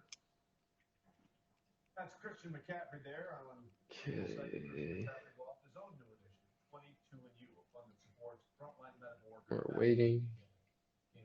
A lot of people are saying Isaiah Simmons is the man for this, definitely to make up for Luke Kuechly retiring. That's the way to go. All right, Especially- here we go. Come together. We have our regular gang of Lewis, Booger, and Mel Kiper Jr. from ESPN, and delighted to be collaborating with the good folks from the I would pay so much money to go to the Wow. first. Derek Brown, the pick out of Auburn. Woo. That's that's what we said. We said Isaiah Simmons Or Derek Brown. So That's what that steals away the projection from the Cardinals. They were projected for Derek Brown, but that's big there. That's big for Carolina to add on to that that D line. That's pretty good. I think for Arizona in this case, now they're saying that's an A+ pick. That right now CBS That's a good pick. Right now CBS is saying that is the best pick in the draft right now. That is an A+ pick. Yeah, they I don't- needed that. They only have 4 guys on the line right now. They have Ife, Obata, Woodrow Hamilton, Kawan Short, Zach Kerr. That's it. Yeah, K'Wan Short's probably the best one of that. He's had a lot of experience with them. So definitely it'll be cool to see what Derek Brown can do with Short and change the dynamic on the field for the Panthers, bring them back to being a very, very well-known defensive team, which is important because right now offense might not be able to put up a lot of points. So if the defense can really limit the amount of points being allowed, there you go. Yep. Yeah, he was nicknamed Baby Barack due to his political aspirations. Arizona's on the clock. Got to go Isaiah Simmons in this situation. Let's see, I'm going to pull up Arizona's depth chart. For Derek, mediocrity was just not acceptable. His father, James, instilled a strong work ethic in his life. James served in the U.S. Army from 92 to 96. Okay, here we go. So right now, at defense for these guys, James also served in the U.S. Army National Guard. you have on the line, their starters are Zach Allen, Corey Peters, and Jordan Phillips. And their linebackers are Chandler Jones, Jordan Hicks, Devondre Campbell, and Devin Kennard. So not terrible by any means, but it's not ideal. The pick is in. They're definitely 100% going to go Isaiah Simmons, I believe. I think that their main guys there, Jordan Hicks, Devondre Campbell, are your big name guys for that. So that may be the way to go, just to compliment him for that. I'll be really interested to see. So we're looking at the offense for the Cardinals, and I was saying they need tight ends and running backs, which they do, but running backs they aren't that bad with. Kenyon Drake is not a bad running back to work with by any means. So him at running back, Hopkins and Fitzgerald, I don't need to say much more about that. And Max Williams, you talked about, he played every game last year, but only 200 and something yards, which is not ideal, especially if we're playing all 16 games. That is not the best situation for them. No. J.R. Sweezy leads the line, definitely with all that experience he had with Seattle, going to the Super Bowl, those deep playoff runs. Right now, their offense, I'm not saying it's set, but they're set up in a good position to definitely pick up a lot of points this year, for sure. It's the defense that's really going to need to step in for these guys. But the pick has been in for a few minutes by now, and we are saying Isaiah Simmons. Oh, yeah. Yep. Ooh, let's see. All right. Cliff Kingsbury looks so relaxed right now. All right, T. Such a big man. Him and Javon Kinlaw are both in that mold. Look, when you think about the Carolina Panthers, the fact that they lost Gerald McCoy, no Vernon Butler, they need some beef in the interior. Yeah, they need some beef in the interior, Carolina. Yes. Yeah, SEC Defensive Player of the Year. That's All right, there it that's is. what they- Isaiah Simmons. Isaiah Simmons to the we Cardinals. Yep. that is All right. what we said. That's big. That's good for them. That, like you said, Chandler Jones, Jordan Hicks, Fondre Campbell, Devon Kennard. I mean, that really boosts that up, and especially like with Jones and Kennard being that outside linebacker. I mean, that's really gonna wreak some havoc on some receivers and even to the quarterbacks. Sure. They need that. Now it's Jacksonville. It's going to be interesting to see what happens with Jacksonville. Right now, is Yeah. Jordan Love the move to scoop up? Or, hear me out, do you take Javon Kinlaw out of South Carolina, defensive lineman, and maybe lead the defense? I think you Because here's the do. thing. Jacksonville, I know we touched on it on Tuesday. Jacksonville's got the 20th pick. And from the 19th pick all the way through the 10th pick, right before Jacksonville, all those teams have their quarterbacks. Those are their guys. I'll read them off. Cleveland, Mayfield, Jets, Darnold, Raiders, Carr, 49ers, Garoppolo, Buccaneers, Tom Brady, Broncos, Drew Lock, Falcons, Matt Ryan, Cowboys, Dak Prescott. I still don't really know why. So that all those teams are set with quarterbacks. You should definitely take the best available defensive guy in this situation, Kinlaw. Unless they take Tristan Wirfs or Jedrick Wills out of Bama or Wirfs out of Iowa to beef up on the line. But I'm telling you, Gardner Minshew is not the guy to continue this franchise. Got to bring somebody in. So I will leave it at that they need to take in a defensive lineman in the situation, Javon Kinlaw out of South Carolina, and then bring in Jordan Love. Why not? Is that what you're gonna stick with, or are you gonna switch that up? Yeah, I'm thinking Jacksonville, Javon Kinlaw, but I mean you put it in pretty well. I mean, really the only other team that I can even think about considering drafting Jordan Love is the Raiders. And I was talking about it a little bit on Tuesday, even though you have Marcus Mariota and Derek Carr. I mean, both of them have some room for improvement. For sure. And the only, other than Jacksonville, the only other team that I can see him going to is the Patriots. Either that or the Eagles if they want to bring it. Either the Eagles or the Vikings if they want to bring competition for Kirk Cousins and Carson Wentz. Yeah, at quarterback, but Eagles are projected for Justin Jefferson, and then Vikings, Austin Jackson. It's hard to see where Love falls. I mean, looking at this one mock draft that I'm looking at, Love falls to the second round. About that. I mean, I don't think I get what they're saying. The only teams, though, in the first round that need quarterbacks that are left, Titans maybe just to back up Ryan Tannehill in case he becomes Ryan Tannehill of old, or Jacksonville. It comes down to those two teams. Unless, like you said, teams start trading up. The pick is in, by the way. The pick is in for Jacksonville. I'm still thinking New England too is in that for Jordan Love. Because I do not believe that Jared Stidham or Brian Hoyer is the answer. Yeah. So they need to. For what team? Can you say that again? Patriots. They cannot stick with either Brian Hoyer or Jared Stidham. Pick is in for the Jaguars. I mean, and if they're going to commercial on ESPN. They could stick with Jared Stidham. You never know what you're getting in your backup. An example with the Vikings, who would have thought Case Keenum would have done what he did? Now, granted, it didn't go long term to last, but still, it wasn't necessarily bad. having him play. So you never know what the backup's going to bring to the table. For example, Josh McCown, when Jay Cutler was always getting hurt, he actually had a winning record. I think he was 5-2 in making up games for Jay Cutler.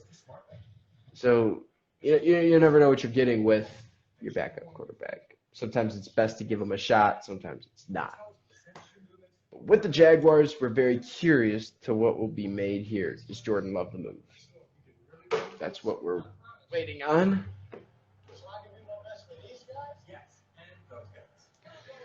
They're cornerbacks right now. A lot of people are saying Jarek Wills is the way to go for these guys.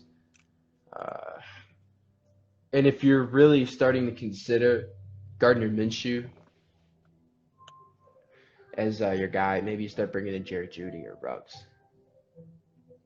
Yeah, maybe. Now here's the real kicker. Do they draft a very, very talented receiver like one of those two that I just said, or one of the main three, and get Jacksonville? Jordan? Yeah, and then does Jordan Love go 20th? I don't know. Ooh, I'm gonna look CeeDee at Lamb too. CeeDee Lamb. If they take one of those three big receivers, because I don't really think they have any receivers. I'm gonna look it up right now. Okay, here's their receiver group. They got Leonard Fournette, but they want to trade him, and then they have Tyler Eifert at tight end. That's where he is. And also have James O'Shaughnessy, and then they got DJ Chark, D-Day Westbrook, and Chris Conley. Westbrook's probably their main guy. That's their receiver. Yeah, they got to get one of those guys. Probably. 100% they need to. Maybe. They need to. Yeah, I'm still thinking like stick beef up that defensive line. Mm-hmm. I mean, got Josh Allen, Avery Jones, Taven Bryan, Yannick Ngakoue. Beef that up a little bit. Beef up the interior a little bit more. Cause some more havoc with the tackles in the center, and try and get to the quarterback, especially if when you're in that AFC South. That can be big for them too. Yeah, the main guy in that division that you're gonna have to go after is Deshaun Watson. The other two right. are.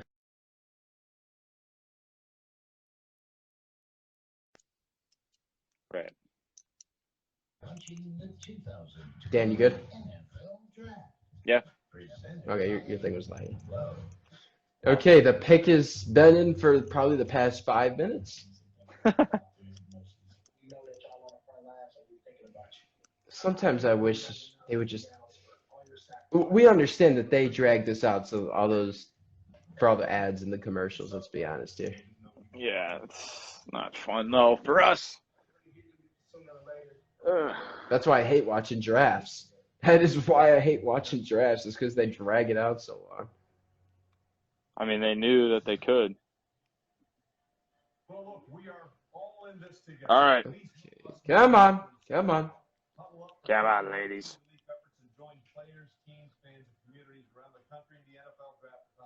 They keep playing High Hopes instrumental version throughout the whole thing. CJ Henderson out of Florida. That is the pick. Cornerback. Okay. That's probably going to be their guy then. Let's digest this a little bit. So their cornerback group, they have Trey Herndon and Rashad Melvin. And then behind them, they have Brandon Watson, DJ Hayden, Perry Nickerson, Jason Stanley. So in that regard, I'm going to take a look at Trey Herndon a little bit here. But it wasn't what you anticipated. I'll give you that. No, it's not. Yeah. He played every game last year. Okay. He had 55 tackles, 42 tackles on his own, 13 assist tackles, 3 interceptions. Cleveland's pick is in. Sorry. Already? Yeah, the pick is in. That Jets are on the clock. quick. Thank God. Why can't everybody do it like that? That was fast. Oh, and Cleveland traded up too. To 10? Oh wait, no, that's where they were. Wow. And folks, in case you're just listening now, I'm reading a mock draft. I am sorry I kept saying the Lions traded up to number 3. I am very out of it. and they had the number 3 pick to begin with.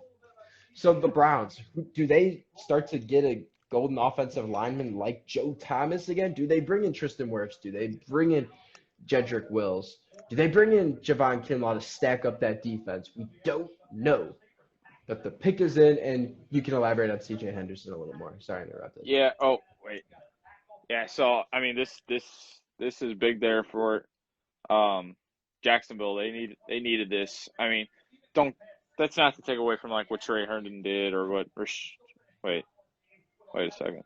Yeah. Oh, there we go. Or what Rashawn Melvin has done, but this really improves that cornerback position there for Jacksonville. It's going to make quarterbacks think twice about throwing deep downfield with those guys on them. It's going to be scary though, with adding them to that secondary.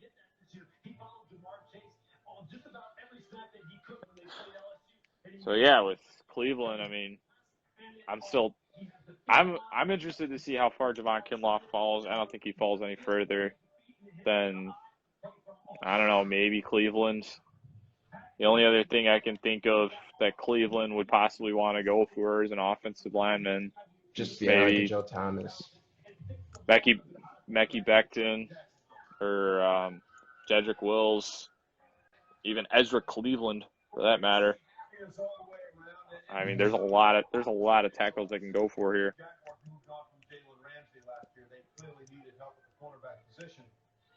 His defensive coordinator in Florida, Todd Graham. All right, come on. Bring it in already. Come on.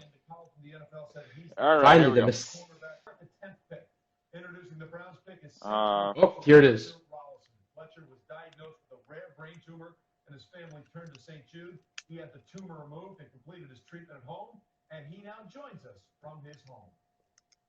Hello, NFL fans, and a special shout out to Browns Nation. All right, you're behind I'm so me. excited to help introduce the first-round draft pick for my hometown Cleveland Browns. The wait is I got it. finally over. Thank you to the NFL Can I guess? for the support of St. Jude. Kinlaw. While my journey with cancer has been hard, I Jedrick cannot say Wills. enough about St. Jude. Okay. The doctors and staff are amazing. That's what we and they have somewhat been so said in the realm of it. We talked about bringing in someone kind of like a Joe Thomas, someone who could really give their all to that position of the offensive line. And that's what they need. They need someone to protect Baker Mayfield as well as the backfield with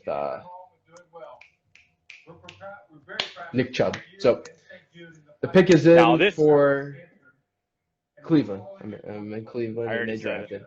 Yeah, I already Yeah. said No, it. I know. Yeah. Yeah, now you're behind me. No, I don't know why I said it again. My bad. But okay, so with this throws a huge wrench for Tampa because they were projected for Jedrick Wills, and the Jets are projected to take an offensive tackle. So now the Bucs have to figure out what way they want to waiver. Do they decide to go with Tristan Wirfs? Do they try for Mekhi Becton? If he slides, Ezra Cleveland, do you stick with that offensive tackle mentality, or do you go with someone on the defense? But or the possibility, because the wide receivers are going to start opening up now. Do you go with C.D. Lamb? Yep. To give Darnold a target? That's what we really got to That's what we really got to look into right here. There's so many ways they could go. This is interesting. Line works. The Jets finally have somewhere to go. They got in this options. situation. Yeah, they could go offensive line, defensive line, receiver. The question is, what's going to benefit Sam Darnold? Because as of now, they are still making it clear that that's going to be the guy for the future. So to give him a receiver that he can really work with and bring out the best in him as well as that receiver and make it one of the best tandems in the division. That's what we got to look at right now. So let's let's look at New York. Current guys that Willis will be going in for. He'll either be going in for Kendall Lamb or Jack Conklin. Lamb has been linked to trades. He's not certain about sticking around. So if they decide to part ways with Lamb, They definitely could easily insert Wills there at left Mhm. tackle, and then alongside Joel Bitonio. Bitonio. I mean, Bitonio's a really good guy to have some bases off of in the Cleveland's offensive schemes. So, all right. So now New York. We shall Oh see. man, New York Jets. Yeah. Okay. So I'm gonna look them up right now. See what they got. Obviously, Le'Veon Bell. That's their main. Their main guy to go along with Sam Darnold. okay. So I got something on Isaiah Simmons from The Athletic. Yeah. Okay, so here's what The Athletics reported on Isaiah Simmons. So 2 weeks ago, the Cardinals did not think they would have a chance at Isaiah Simmons to fall that far. And they like Simmons since the combine in part because their general manager loves versatile players. And Simmons could be the most versatile defender, not just in this draft, but in past years. So the Cardinals will be moving him all over the place, outside linebacker, safety, inside linebacker. But he's also going to solve the Cardinals' age-old problem not being able to cover tight ends. And last year, tight ends had 96 receptions for 1,148 yards and 16 touchdowns against the Cardinals. And that's from Scott Bordow. Okay. As an essential service, Boost Mobile is committed to keeping you connected. Let's see Wes is gonna. Yeah, we'll see. They're gonna have some fun against that guy. I mean, the Seahawks tight end is Luke Wilson, right? I want to say that. Rams tight end is. I don't know off the top of my head, but definitely George Kittle had a very good hand in doing that to them. The pick is still not in. Jets are still on the clock. And we're only 11 picks in. We've got 20 more after this. Oh, God. I don't know if I can do this for 2 more hours. Yeah, we may have to call it at 20. Because I got some. I might have to start eating my chocolate cake while we're doing this. Did you go to Portillo's? No, I picked up Graziano's. Oh, look at you, Blue Ball Natties. Okay. Go with Graziano's. Good stuff. Yeah. Pick is in. It's happening. Oh, thank God. We have waited our whole lives for this. No, they need receivers, cornerbacks, offensive linemen, and edge rushers like Chase Young. Outside linebackers. So what do they do? We will see. I mean, I don't know. I still think they go with an offensive tackle here. Are we going to say Tristan Wirfs? Either that or Mekhi Becton. I want to say him. All right, or how about Lamb. this? Best available: Jerry Jeudy, Tristan Wirfs, Javon Kinlaw, CeeDee Lamb, Xavier McKinney. There's a lot to work with there. Yeah. It's easy and safe to give. If you're in good health, please donate. We need here. Okay, so how about? Oh, so I wonder, do the Dolphins trade up? Get that receiver. Reminder: we are all in this together. Help us make That would be swap out with the 49ers. Yeah, 49ers are getting their pick from Indianapolis. Yeah.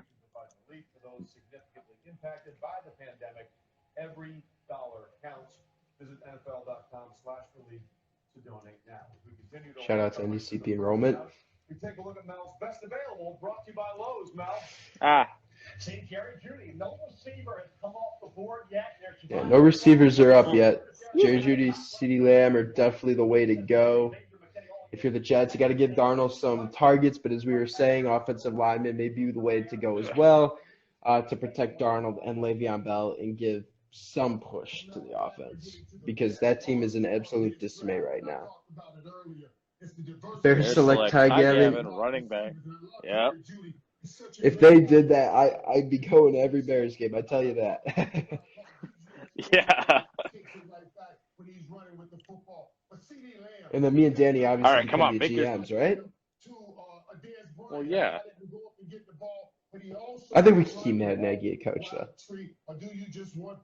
Yeah, probably. All right. Here's the selection. Let me guess. Is it an offensive lineman? Like we've seen a lot of. Yes. Tristan Wirfs? Mackie Becton. Okay. That was the Not expected. That was the projected guy for them. According to The Athletic, that's where I'm going off of my stuff because, you know, I have my subscription there, so I might as well use it. But all right, let's take a look at this chart here. So George Fan is at left tackle, and Chuma Edoga is at right tackle. And then he also got Alex Lewis at left guard, Connor McGovern at center, and Greg Van Roden at right guard. So he's either going to slot in for Fant or Edoga. And then you also got Connor McDermott and Ben Braden there to deal with too. And I'm interested here because Edoga can play both sides. He can play left tackle and right tackle. Fan only plays left tackle. Oh my gosh. I'm interested to see. 364 pounds, ran the 40. This dude's big. They're showing. I'm going back to Mackie Becton. This dude is big. He is gonna he's gonna be a force on the offensive line. They're showing him in the draft room right now. 6'7", 364. Folks, if you went to the Notre Dame versus North Chicago regional semifinal, you very much have an idea of what that height is. Notre Dame went up against someone that was 6'10", 320, I should think. So we definitely get the picture of it. He actually started at center in high school, Mackie Becton. How about that? He's got hops. Yeah, that's gonna be big for them. I mean, I could see him maybe getting in some trick plays. Mm-hmm. For sure. So Raiders are just under a 5'1", 40. That's ridiculous. I know. I just saw that. Yeah. For that big of a guy, that's nuts. But okay, so now we have to start digesting the Raiders. Okay. Oh my. Chiefs select George. Honestly, man, for Raiders, I'm going. They got to do receiver. That's what I'm saying right now. That's who they're going for, but who do you go for? I'm still thinking CeeDee Lamb. That's what I was gonna say, man. CeeDee Lamb. Yeah. I mean, the pick is in. The pick is. We were talking about this on Tuesday. So hard to pick just one of them because between Ruggs, Judy, and Lamb, they're so good at what they do, and you can only have one of them. It's just annoying. But hey, the Niners aren't going to be happy with who they get. Chiefs select George Prosel, tight end, Queen of All Saints. There we go. Smart. What better duo, Kelsey and Prosel, man, at tight ends. There we go. Yeah. Oh, wait. Okay, we got to cut out our countdown done. Okay, awesome. So we're going to be right back, and then we'll digest the Raiders pick. Hurry, we got to get the pick. Okay. There are everyday actions to help prevent the spread of respiratory diseases. Wash your hands. Avoid close contact with people who are sick.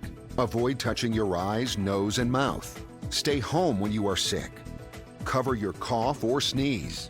Clean and disinfect frequently touched objects with household cleaning spray. For more information, visit cdc.gov/COVID-19. This message brought to you by the National Association of Broadcasters and this station. Just made it. We're still waiting. We are predicting CeeDee Lamb, the receiver out of Oklahoma, to go to Las Vegas. Oh, we just made it. Okay, pick is coming in. Stars of Las Vegas. There you see John Gruden. Knock on wood if you're with me, John. Knock on wood if you're with me. And All right. Who spent a lot of years CeeDee Lamb. analyzing this draft. Waiting. Taken up here. So let's go back to Daniel Jeremiah. Jeremiah, what are you thinking about what the Raiders may do with the first of their 2 picks here? Well, I thought it would be either corner or receiver here. I think with C.J. Henderson already being Whoa, Henry Ruggs. they need to find a Z. Okay. Okay. We said it's All going to be right. one of the 3 big name receivers. It was going to be one of the 3. I think they find his replacement right for Wow. sure. Okay, that's a little surprising, not to say the least. Lamb was pegged to go to the Raiders basically since the get-go. That's pretty interesting. So he gets slotted in with Hunter Renfrow, Tyrell Williams, Nelson Aguilar, and then Josh Jacobs at running back, and Darren Waller, Jason Witten as your tight ends. That's a pretty good group there in Las Vegas, especially with Renfrow, Waller, and Witten. That's pretty good. Yeah. So That's good. That's a good group. As we move into the 49ers, obviously George Kittle's your main tight end for sure. And especially Notre Dame, they groom very, very good offensive linemen. So they're set there. They're set at tight end. They're set at quarterback. Their running backs, Raheem Mostert and Tevin Coleman. It's a good duo. What they need is a receiver, and their best bet right now is to definitely go CeeDee Lamb, in my opinion. That's what I'm thinking. They don't need. Yeah, their defense is stacked unless they want to stack it up even more. Only other thing I can think of them going with is Jerry Jeudy. They're doing a lot of homework on Jeudy. It makes sense if that's what they choose to do. If they decide to go with Jeudy, they could. Really, it's a coin flip with who you want to go with.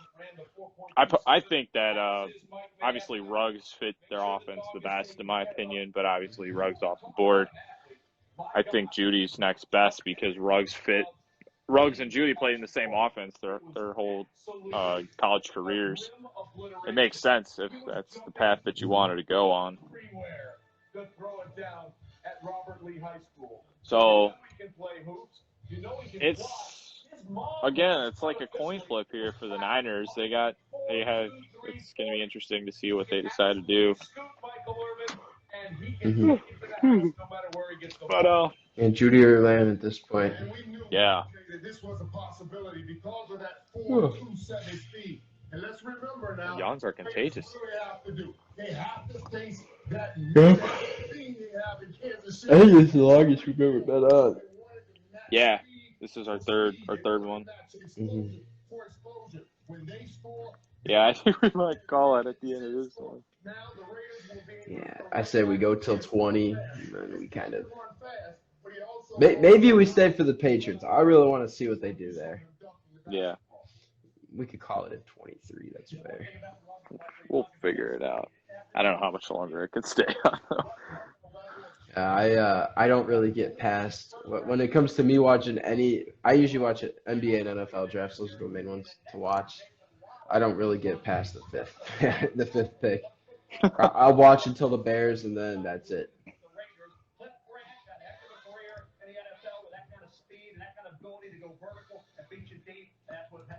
Yeah, it's just the way the game. The Niners still figuring it out, but Henry Ruggs is in his bathrobe right now. Yeah. Yeah, it's definitely a good pick for the Raiders, for sure. Yes. Very good. So San Francisco's on the clock. They have about 4 minutes left, according to me. I might be a little behind. Yeah, you're about a minute behind. Okay, so about or just under 3 minutes then, in that case. Yeah, definitely. Like we've been saying, CeeDee Lamb, Jerry Jeudy. It's gonna be one of those two. Just get more weapons around Jimmy Garoppolo so that you can start securing your spot in the NFC West for sure. Because right now their main get someone threats. along with Deebo Samuel. St. Louis is starting to go down a little bit. Arizona's on the rise. You don't know what's going to happen with them. But right now, them and Seattle are your main threats. So it's best to start building up as quick as possible. Because these receivers, they seem kind of long term able. So yeah. Did you call the Rams St. Louis? Yep, my bad. Nice. Yeah. Nice. That's why he's wearing his role. He's making a statement early, and the Raiders hope that he can make that statement late when he gets on the field. I don't know. Listen, it's hard to figure out just one of the two. I can't think of just one of them.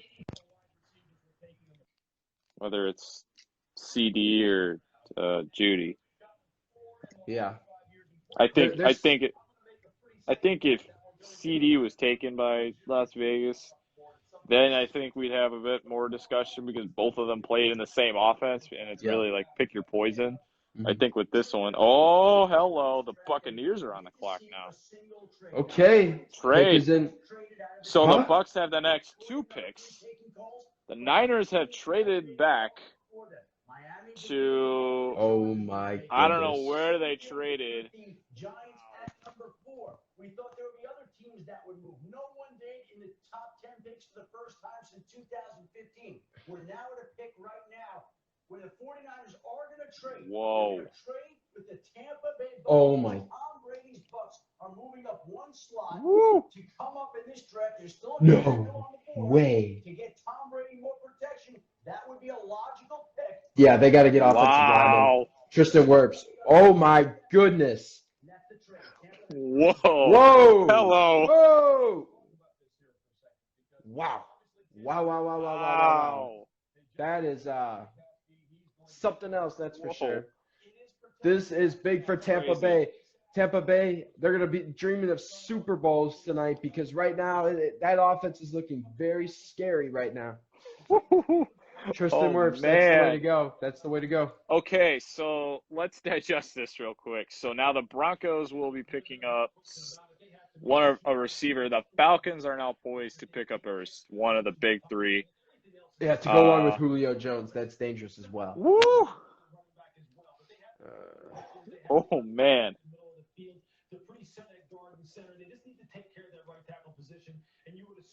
Oh, wow. This is surprising. Oh man. Pick is in. It's gonna be Tristan Wirfs, that's for sure. I feel that.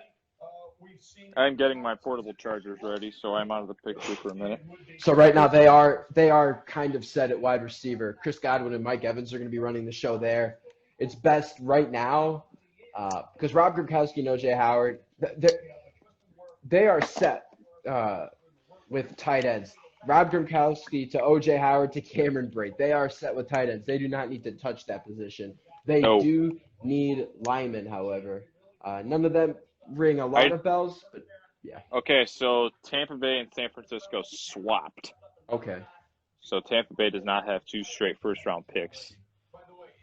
Okay, so I don't see it. How that makes sense. The only way I see that makes sense is if they go for another receiver and they just want another receiver. But that doesn't make any sense why they trade. No. Yeah. So they trade up 1 pick to get a lineman. I don't understand that. It may have just happened, that's for sure. If they had 2 straight first-round picks, then I'd be a little bit more excited for Tampa. But that's interesting. Pick is in. Yeah, we know that. Come on, give us the pick already. If it is offensive line, then you could understand if it wasn't Wirfs. Yeah, it's definitely. Yeah, Tristan Wirfs. Definitely No, not really. I mean, he's the logical choice here because when you think about where you're picking at right here, look, there aren't any more slam dunks in the NFL draft anyway. But really, when you're picking where they're picking right now, you're really looking for the guy who's sticking out on your board. And Tristan Wirfs is one of those interchangeable guys. Yeah, everyone's saying it's going to be Tristan Wirfs. He did it in the course of games, and there's no question that down here at this. All right. This is the best player Here we go. available to them at a position that they need. It's in? It's probably a slam dunk. Well, it's in, yeah. Louis, thanks. Before Yep. we announce this next selection, we have some very special guests out of Tampa Bay from the Air Base in Qatar. Hey NFL fans, I'm Staff Sergeant Bethany LaVille, currently deployed to Al Udeid Air Base, Qatar. And we're happy to be part of this year's NFL draft. Let's see who gets to wear the It is Tristan Wirfs That's what we thought. out of Iowa. That's a Okay. great. That is good. We're the airmen from the 28th Expeditionary Oh, that was what was Airfield Squadron, anticipated. stationed out of MacDill Air Force Base, Tampa Bay, and currently deployed to Al Udeid Air Base. I still don't totally understand why they traded up one pick The Buccaneers.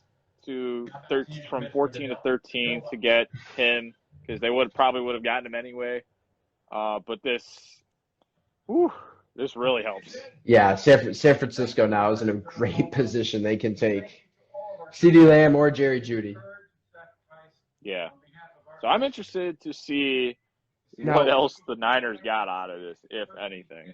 Why was it saying that the Buccaneers traded a different pick with the Niners, and then the Niners were bumped way back? I didn't get that. Why was it? No, they were I only don't know. bumped back one. Okay. The Bucs 'Cause they went made up it- one, the Niners went back. I don't know why they're saying they got 2 consecutive picks. Well, that's what they had up there first. They just had to switch it around. Freakish athlete. Ah. He's 6'3", 322 pounds. Ran a 4.85. This guy ran a 4.85 40-yard dash, the fastest among offensive linemen. Faster than Chargers God. defensive end Joey Bosa. Jeez. That didn't happen, so he brought the red carpet to her. This was this afternoon. By the way, can we just take a moment to honor the mom's T-shirt that she's wearing? Respect. And then respect that Wow. Christian Wirfs has for his This is, I mean, I'm kind of speechless with how this is going to turn out now for Tampa Bay. Mm-hmm. They're looking really good right now. So let's take a look at where he's going to be slotted in. Either he's going to more than likely go in for Joe Haig at right tackle. They got Donovan Smith on the other side at left tackle, and then Brad Seaton as your backup there. But they really needed to address this because they're really bare bones on that. But they're looking pretty good there. And then your internal guys, Ali Marpet and Alex Kappa guards, and then Ryan Jensen as your center. This is going to be very formidable for them. For protecting Tom Brady, this is huge. Very, very big. This guy's an athletic freak. They're showing highlight videos of him on ESPN. He is, yeah. This dude's a serious athlete. He will be very good on that offensive line for Tampa Bay, for sure. Manhandle people at the line of scrimmage. You know that impressive, but he plays with proper leverage. That's the key with work. Proper leverage, sustaining a So, all right. So who's your pick for San Francisco? They still got 4 minutes on the clock. What you got for him? I'll go Jeudy. I'll go Jeudy. Yeah.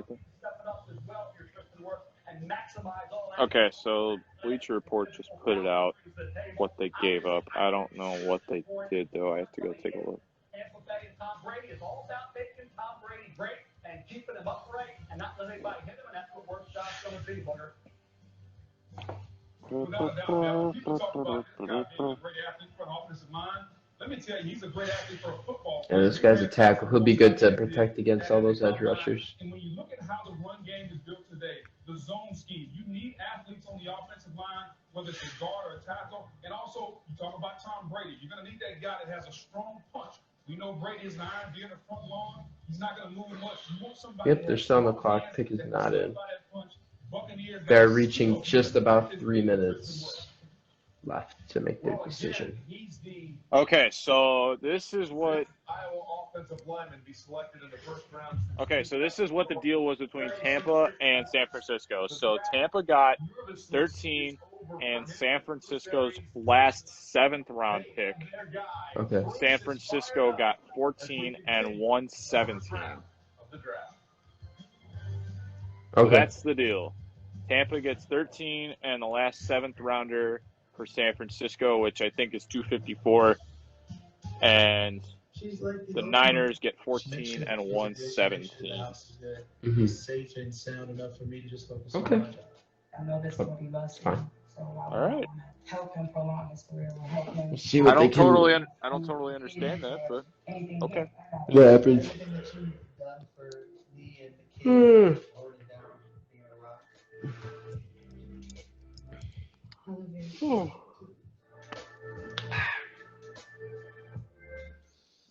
Now, more than ever. All right. I'm running out Let's of stuff. set Yeah. Yeah, I'm running out of stuff to talk about now. Happy Mother's Day from Kay. But I think NBA draft has it where it's like 5 minutes between the picks. That's way nicer. yeah, this is 8. This is brutal. So I think NBA does 5. I don't know.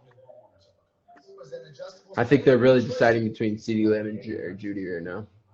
yeah, this is not going to be fun to download tomorrow. Oh, I feel bad for you, man. Thank you. Progressive can protect you from becoming Yeah, this is going to take a while. We're going to be nearing 3 hours with this. Hey, we got 10 picks left. It's all the Patriots. Yeah, after Patriots, man, let's call it. I got chocolate cake waiting for me. I mean, we could finish after this one expires. If you wanted. Yeah, we'll see. We'll see.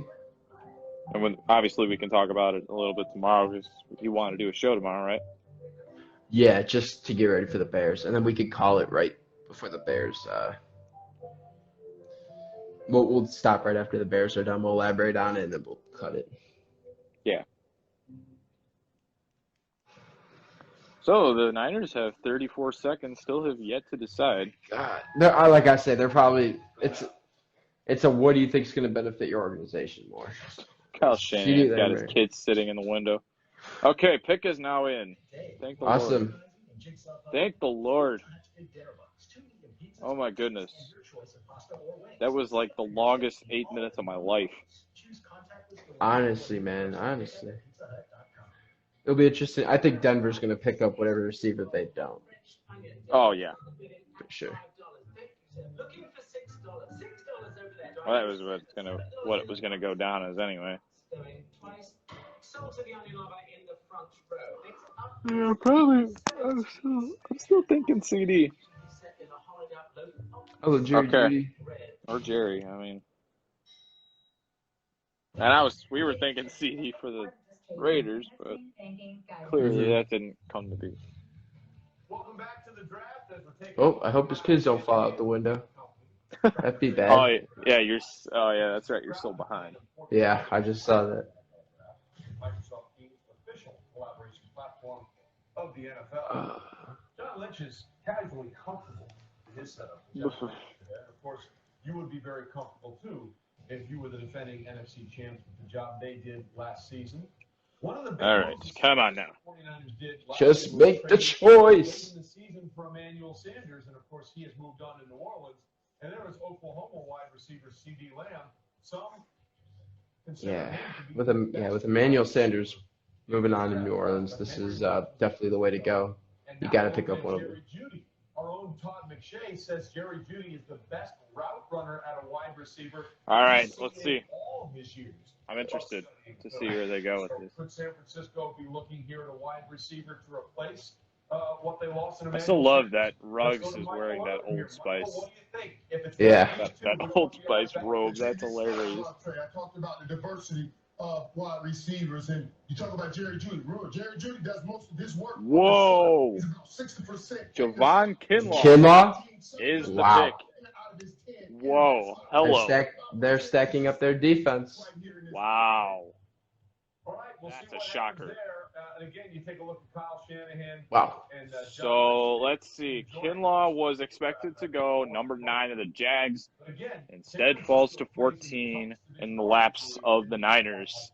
And they pass on a wide receiver. That's very surprising. Well, Okay. Denver, this is it's going to be interesting to see especially with Atlanta, because now Atlanta's going to have a shot at one of those two receivers. Yeah, that's big. And with Julio Jones and Todd Gurley, I mean, I'll go off of it. San Francisco 49ers select Javon Kinlaw, defensive tackle, South Carolina. Very surprising. Wow. Calvin Ridley, Julio Jones, Russell Gage. You definitely obviously put Judy or. So let's take a look at this. So that he will be inserted for either Solomon Thomas or Kentavious Street. Street's questionable to return back, so he could be inserted right into the defensive tackle role alongside Thomas, and then he'll be with Nick Bosa and Eric Armstead, D Ford as well. That's a good group. Yeah, that is for sure. Wow. That's going to be one heck of a defensive line to go up against. Jeez. Oh, sorry, I zoned out. What team are you talking about? I was talking about the D line of the Niners. I mean, jeez. Yeah. That's gonna. I mean, the Niners didn't have to do that to have to upgrade.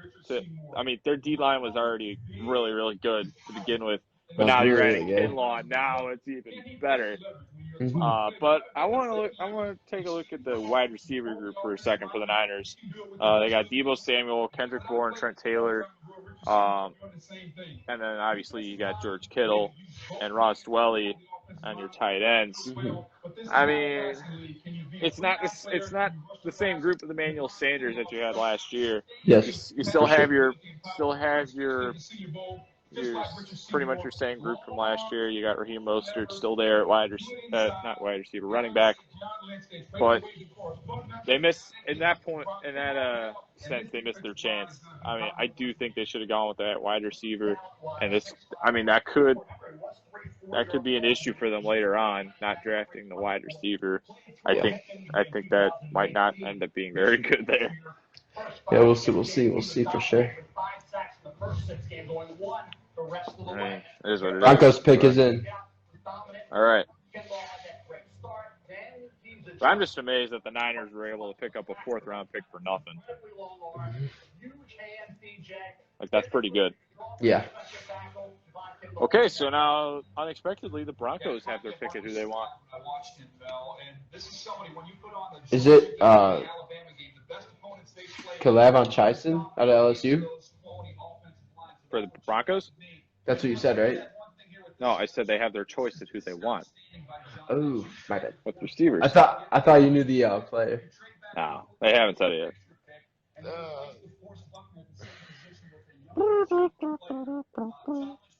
So now we're just waiting for the talking heads to stop. I don't want to listen to them anymore. But this is, wow. I'm still in some shock with that from the Niners. It's surprising that they decided to go with defense over offense in this situation. It was the offense that got him there in the Super Bowl, and then the offense collapsed, led to the Chiefs winning. We all know that story, but they needed that wide receiver. I don't know if Trent Taylor was going to be able to lock it down at that 3rd wide receiver role. But, all right, so Broncos pick is supposedly in, but they refuse to say it. Come on, John Elway, just tell us already. Why do they drag it out so much? So annoying. San Francisco 49ers. Hey, come on. Just tell us. So many people would watch the draft if it was like once they have their pick in that It they started can submit 2 hours ago, and we're at 15. Jeez, this is Now, rough. we got to keep going to 20. I want to see if the Jags get Jordan Love. Yeah, I think we'll call it a 20. Plans start at just $35 so your family can mix, match, and save. Shop online today. Jerry Jeudy, Broncos. That's what we knew. Yep. All right. So that's what was That expected. means CeeDee Lamb. And Jerry Jeudy is said to be one of the better route runners. Yep. Of the wide receivers in this draft. That's pretty good there for Denver. For sure. Let me look at their depth chart. I want to see what they got. I mean, and now for the Falcons, they're looking.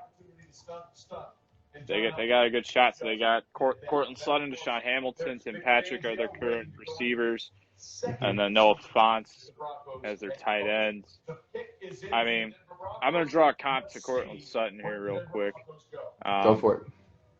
So he was drafted out of SMU, 40th overall, 2018. So played all 16 this past year.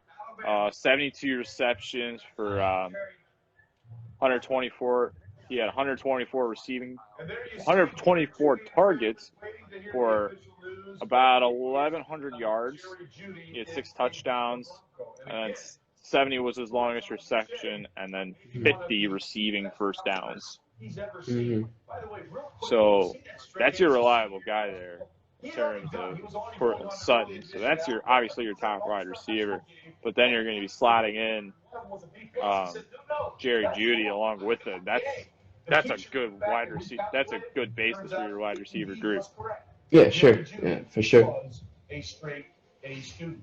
And Melvin Gordon, Philip Lindsay at running backs. That's good for them. So more than likely, Jeudy will be taking the spot of Tim Patrick. Played 8 games last year, 16 receptions out of 31 targets, 218 yards. Didn't have any touchdowns, and then 14 first downs. Yeah. I mean, that's obviously who's going to be taking the spot of Patrick. Obviously, does not look like he's going to be sticking around out of Utah. Yeah. But, I mean, he averaged 13.6 yards. Ooh, ouch. 13.6 yards, but I don't know. Judy's going to get that spot. He's going to get it. Yeah. So, the Atlanta Falcons have the 16th pick in the first round of this draft, and it is expected, well, at least we're expecting that it will be CeeDee Lamb to complement a wide receiver combo of Julio Jones and Calvin Ridley and Russell Gage to go along with Todd Gurley at running back and Matt Ryan at quarterback. That's what it's looking like. Who expected that? Like, who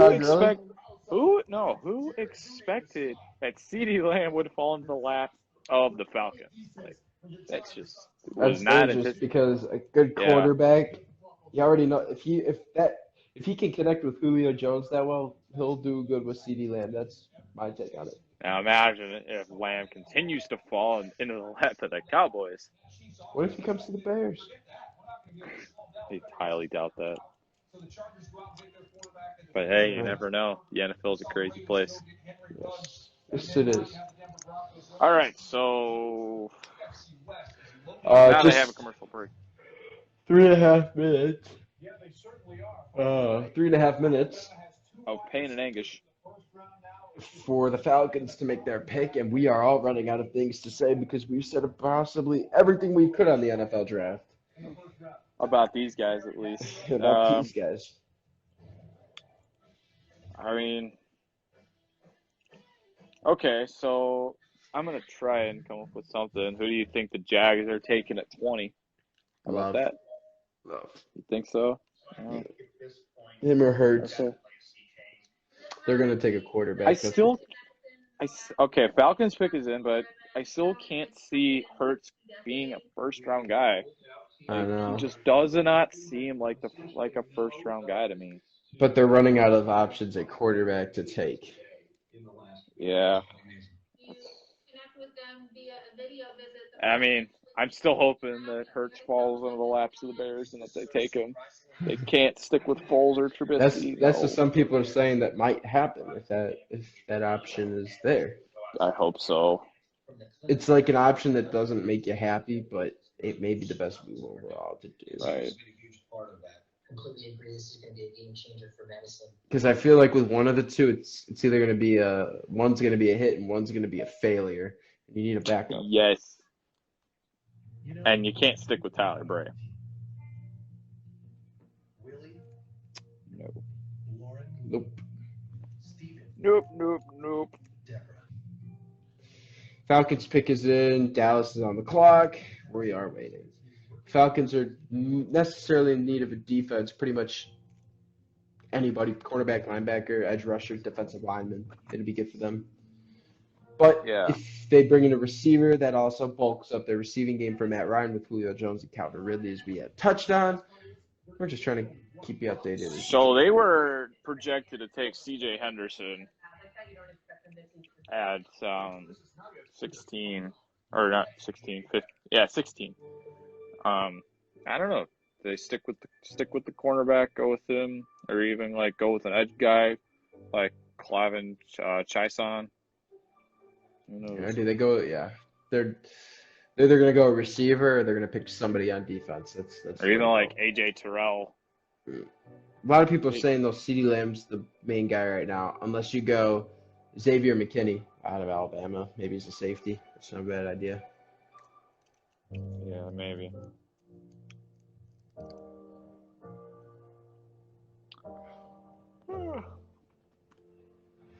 Yeah.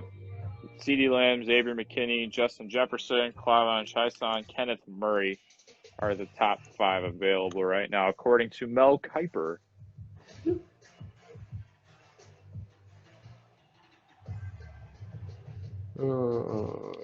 Alabama invasion of the AFC West, to say the least.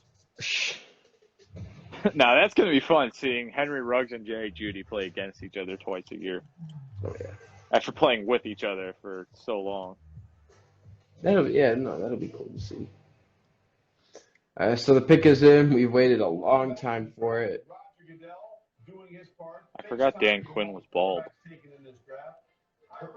You see Tua Tagovailoa there, you have Joe Burrow and Okay, do you like the Falcons' new unis? I like a lot of the new stuff. I mean, I'm more of a fan of Tampa Bay's new uniforms. I like the Patriots' new uniforms. But that one, I kind of like the Falcon uniforms the way they are. I like the Rams. The Rams is good. I don't like the Falcons one. I don't like the ATL. It doesn't look good, especially with how big it is. It does not look very good. Yeah, the Hawks kind of wear something like that with ATL. They used to have red jerseys with ATL all over them. Yeah, I mean, they're okay. AJ Terrell for the Falcons. Wow. Out of Clemson. Okay. Wow. CeeDee Lamb continues to fall. Oof. And he's fallen into the lap of the Cowboys. All right, so let's take a look at this for the Falcons. I'm going to get it up right now. Okay, so come on, load up. So they have currently at the cornerback position, they have Kendall Sheffield and Isaiah Oliver. Sheffield questionable to come back, but I'm going to draw comp to Oliver real quick. He had 50 solo tackles. He did not have any interceptions, though, which, I mean, I don't really know if that makes a difference.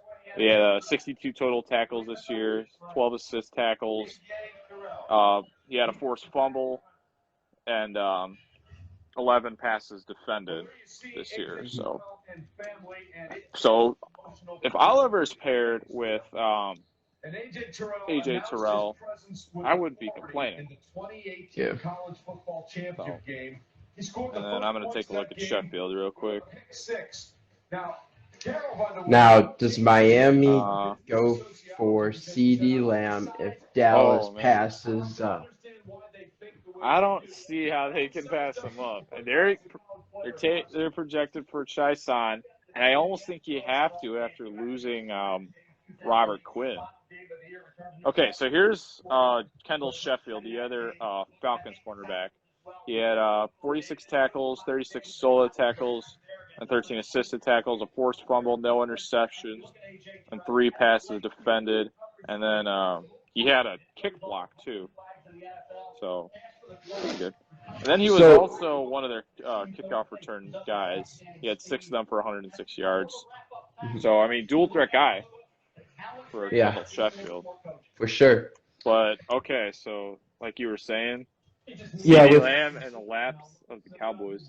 Yeah, right now it's if you look at the Cowboys situation, obviously Amari Cooper, that's going to be your number one guy. If you look at their backups or their number 2, number 3 receivers, Michael Gallup, Cedric Wilson, definitely CeeDee Lamb's a good guy to throw into the mix there. Definitely give Dak more weapons because right now Dak's not worth the money he's asking for or that he's making. He's got to step up. He can't just rely on Amari Cooper for it. I don't see how, though, like, with that group that you have in there, how CeeDee Lamb will be able to consistently get the playing time. Like, because Gallup and Cooper are the consistent starters, and you have Blake Jarwin in there, too. And then Dalton Schultz is probably going to get some time. I mean, I think there you have a hard time getting some, like, playing time for CeeDee Lamb. Whereas if you go to, like, Miami and you're paired with Tagovailoa, you have a definite receiver that you can throw to that you can even go to one of your ex-teammates in Jalen Hurts to kind of learn, like, what kind of strengths and weaknesses he has, like, straight from your ex-teammate in Jalen Hurts. Yeah. It's an interesting situation with what they want to go with and what Mike McCarthy feels like he needs to do. Mm-hmm. So we got 2 minutes and 30 seconds left for Dallas. So this has gotten interesting. Yeah, for sure. I do think they will go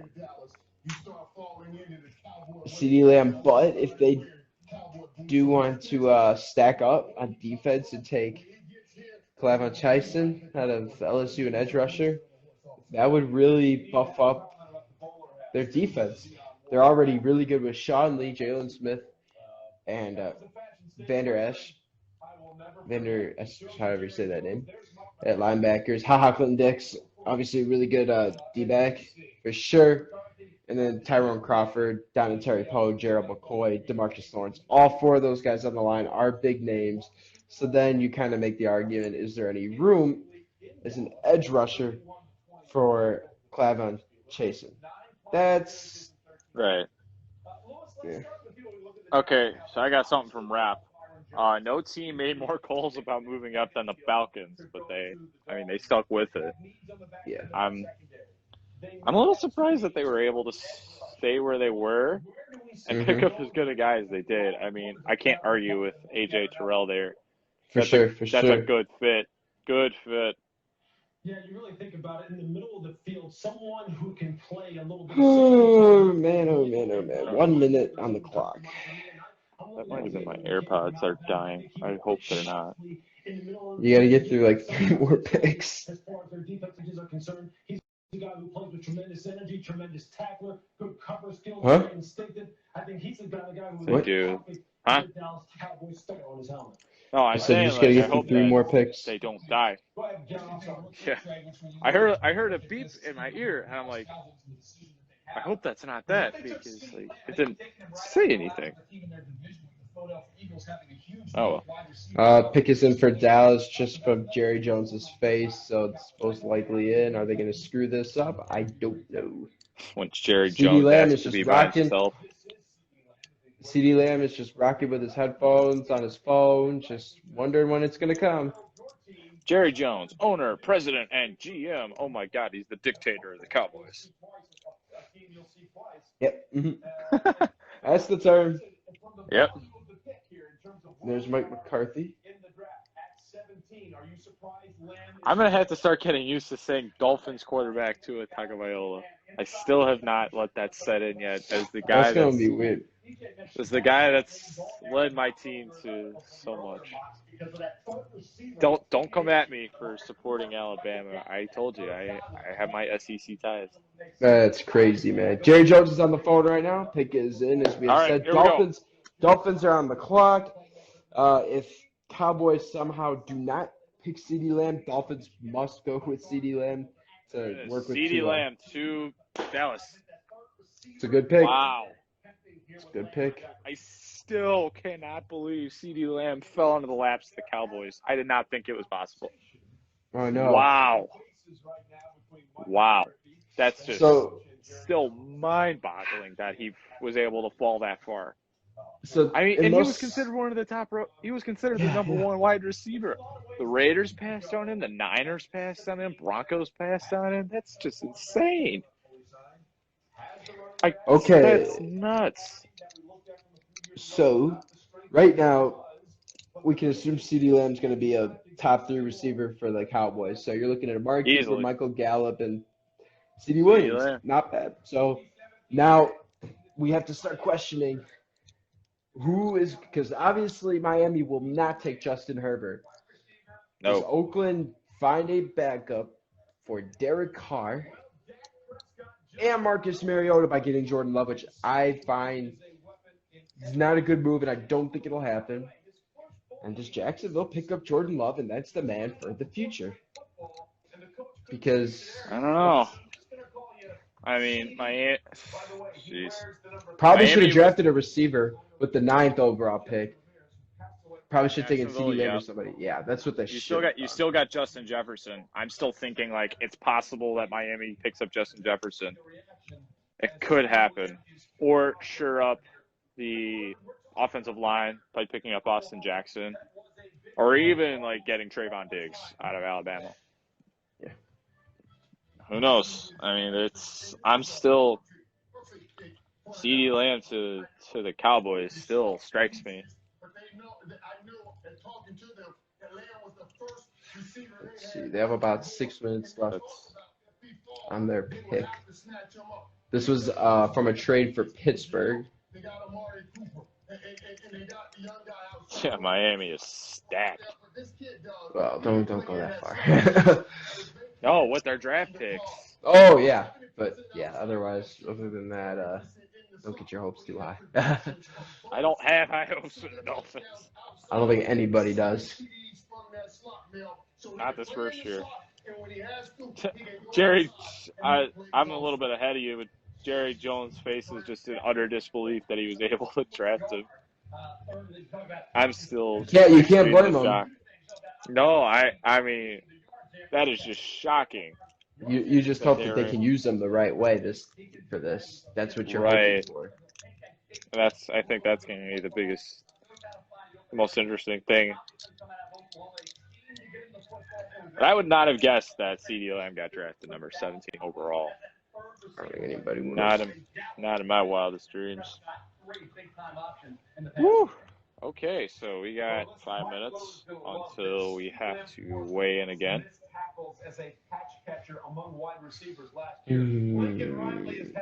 Okay, how about this? Dolphins quarterback Tua Tagovailoa told reporters that the recent tornado in Nashville hit his apartment complex and destroyed his car. Oh, that's rough. Schefter, that's a new one. Yeah, Schefter don't lie. Okay, I got another one from Schefter. He put this out about a half hour ago. In the end, neither Miami nor the Chargers nor any other team ever made an offer to move up to Detroit or the Giants' spots for sources, and they were content to stay where they were and pick. And that explains why the first trade came at number 13. Yes. Well, I guess that makes sense. Yeah. I'm going to keep Miami. trying. I'm going to continue to try and find interesting tweets to ramble off because we have nothing better to do right now. Yeah, we gotta plan a little better if we're gonna do these draft ones. Well, we also didn't anticipate to be stuck at home for 41 days straight. We wouldn't have done this if we were in school. Okay, here's another one. from Mhm. rep. Cowboys looked hard at edge and cornerback. They never anticipated one of the top wide receivers to be there. You can't blame him. No, you cannot. That's like looking back and saying, how did Patrick Mahomes fall to 15? Now you didn't know it Right. back then, but still. And even for Deshaun Watson, how he fell to 7. Yeah. How did the Bears not take him? Because the Bears are sometimes Pick is in. The idiots. pick is in. The pick is in. The pick is in. The pick is in. Because sometimes the Bears are idiots. Let's hope they don't screw this up tomorrow. Oh, God, I hope not. Going into the draft hasn't changed. Come out on the other side of this thing, a better version of you. Still trying to find stuff.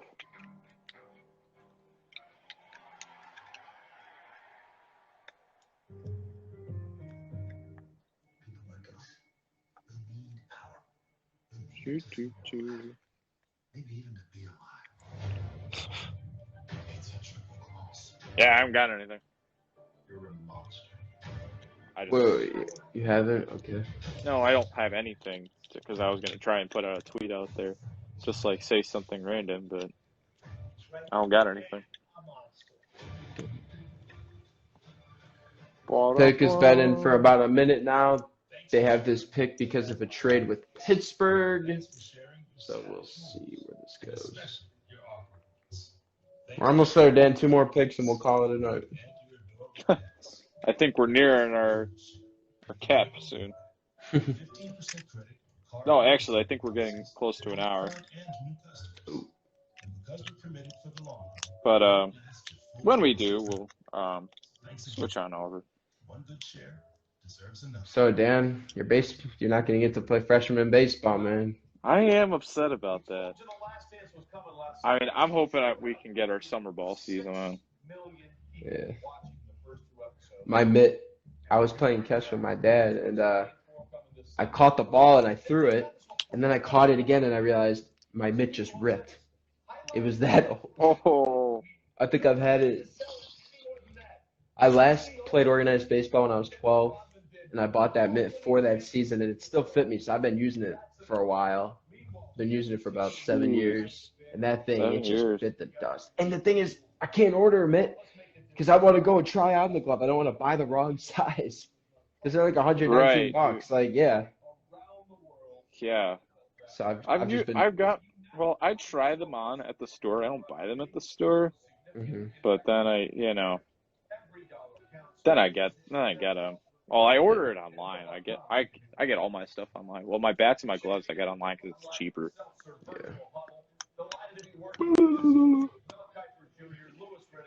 Yeah. One of my dad's friends, he gave me a nice maple bat, it's a really nice one. I think it's a 32.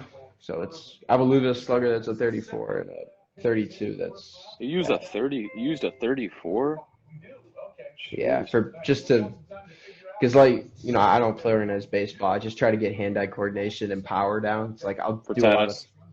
All right, picks in. Here we go. Let's see.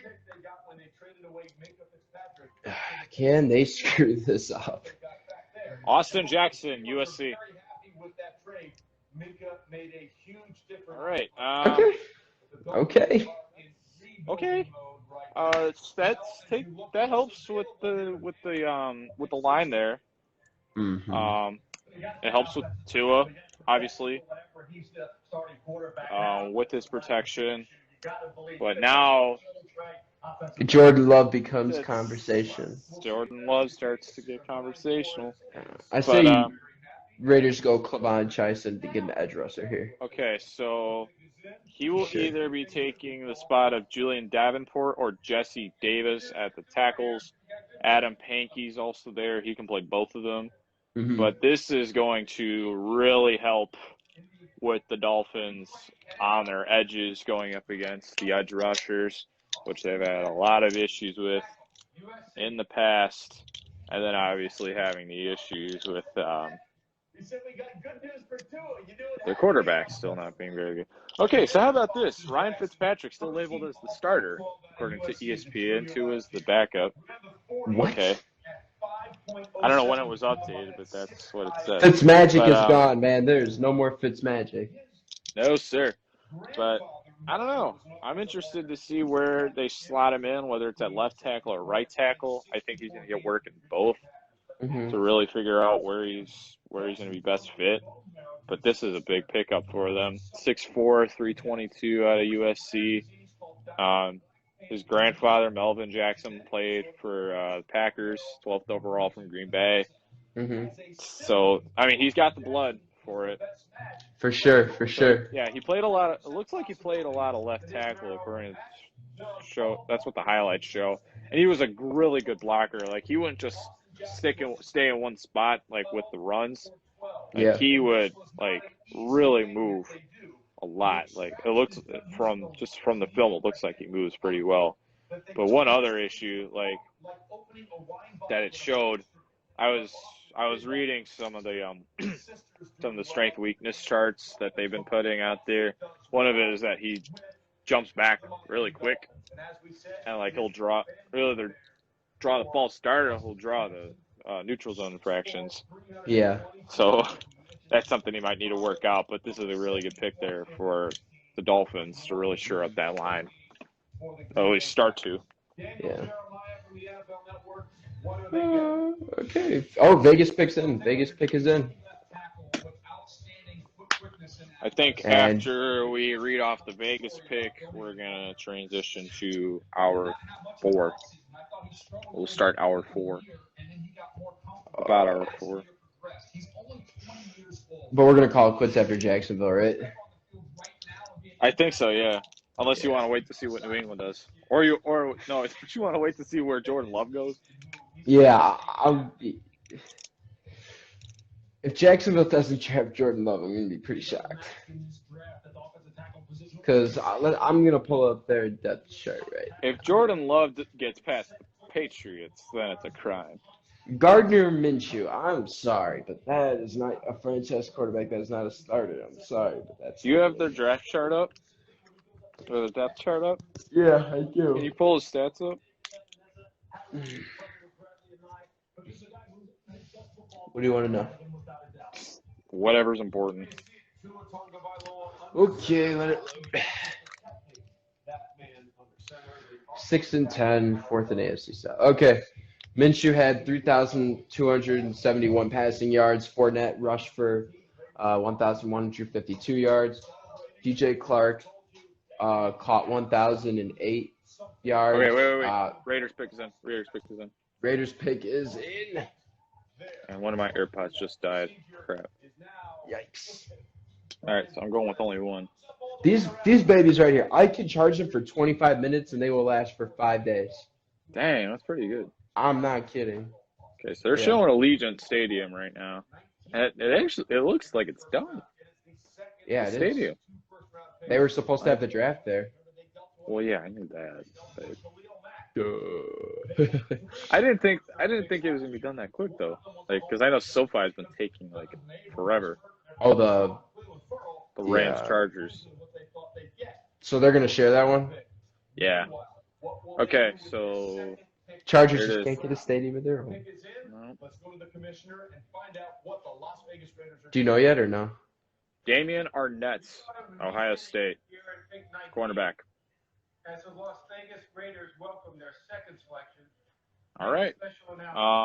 Let's see. As you may know, He was not projected on the first round on the mock draft that I'm up on. I don't know where he was projected to go, but a lot of cornerbacks that have been gone, that have been taken in this first round. Yeah, Jordan Love is definitely the way to go for these guys. For sure. That's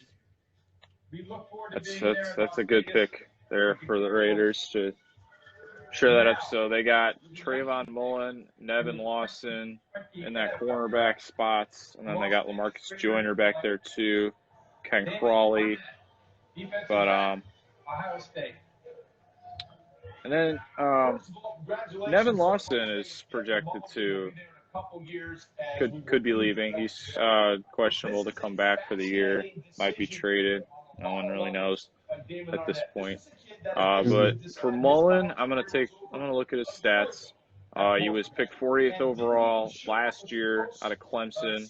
Played all 16 games. He had 50 tackles, 42 on his own, and then 8 were assisted.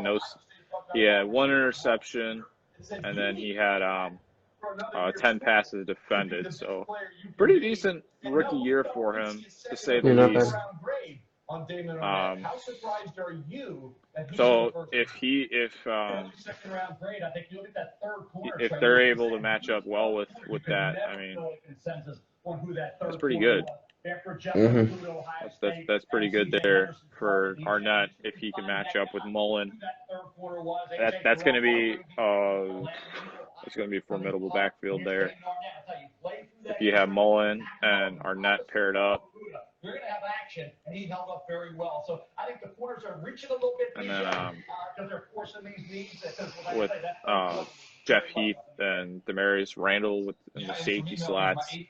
And then with your linebackers, you got Corey Littleton, Nick Witkowski, Nicholas Morrow. Witkowski's good, yeah. Yeah, obviously we know about a bunch about Witkowski, but that's going to be a tough secondary and backfield there for the Raiders. That's going to be interesting to see. All right, so and the Jags pick is in. Let's see what they go with here. And then Jordan Love.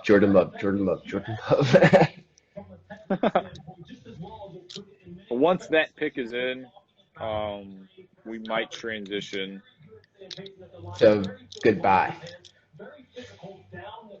Transition to goodbye. Yeah, dude. My chocolate cakes. They go to all right. They're going to commercial. Okay, so we're gonna transition now before the countdown starts. Okay, so we're gonna start hour 4. We'll be right back. There are everyday actions to help prevent the spread of respiratory diseases. Wash your hands. Avoid close contact with people who are sick.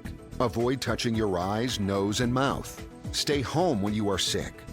Cover your cough or sneeze. Clean and disinfect frequently touched objects with household cleaning spray. For more information, visit cdc.gov/COVID-19. This message brought to you by the National Association of Broadcasters and this station. For the Jaguars, yes. The pick has been in. Eagles are on the clock. And we got some news. The Raiders have been awarded the 2022 drafts after not being able to host this year. So they will be Las Vegas will host 2022. Okay. So I don't know if that's relevant, but just something to throw out. Just something to throw out there because we don't really have much else to throw out there right now. But yeah, we'll see how we feel after this. I'm tired. After this pick, you want that chocolate cake? Man, I'm tired. I want to go to bed. It's only 9:40. When do you go to bed? I usually go to bed like 11:15, 11:30, but I'm tired because I've been talking for 3 hours straight. Yeah, I have been too. My voice hurts so bad. Nah, it's not. My voice is.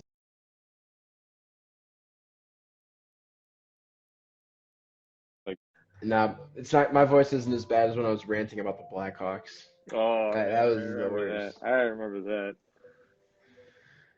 Pick is in for Jaguars. We're waiting. So if the Jags don't go with Love, man, with Love, are you going to be upset about that? I'm gonna be. As a Bears fan and as a fan of the game and wanting teams that are struggling get a little bit of success, I'm gonna be very upset if they don't take Jordan Love. They need a quarterback. Gardner Minshew's a great backup. I'm telling you, he's like a nice Josh McCown or a Case Keenum, but he's no Tom Brady, Drew Brees, Aaron Rodgers, yada, yada, yada, yada. Yeah, not going to be able to. Oh, God. My other AirPod's about to die out, so I might have to go with wire soon. Dang. I think I'm just going to switch over right now. This is the longest 8 minutes I think I've had for a match. Amen. Not even kidding. So I got two of these. I don't know which one works. I know one doesn't. Ugh. Ugh. Oh, yeah, I'm switching wires now. Okay, so I'm going to talk on the microphone once I get the jack in. You let me know if it works or not.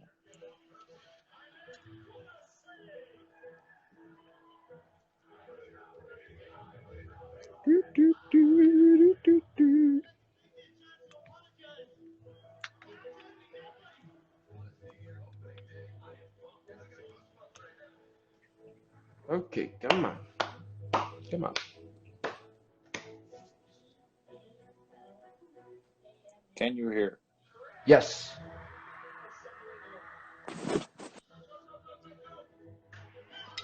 Those do not work.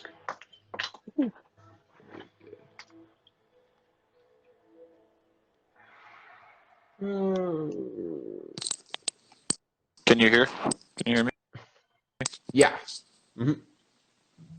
Yeah. Okay, so these ones work. Okay. The other ones do not.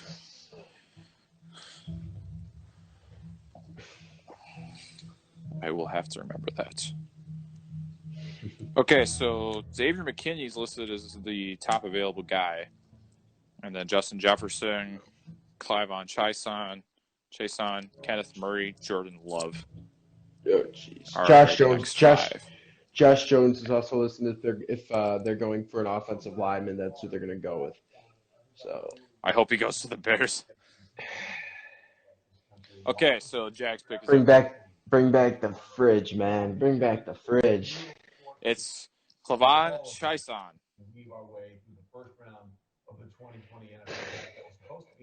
That's how you say it. I know it isn't, but oh wait, he's not their pick. Was it Clavon? Oh, it is their pick for the Jags. Yes. Oh my gosh. Yes, it is. Okay, no, we're staying for time. I want to see what the Patriots do. I'm not leaving. Dan, keep the crowd entertained. I'm getting my chocolate cake.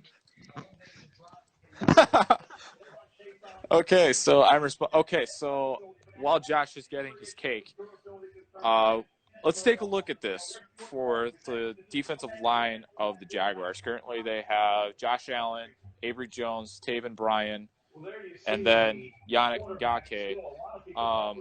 Let's look at this, though, because, I mean, Bryan aren't bad defensemen. They're at the middle of – they're right there at the middle. But it's going to be a big upgrade there by putting in Clivon Chason.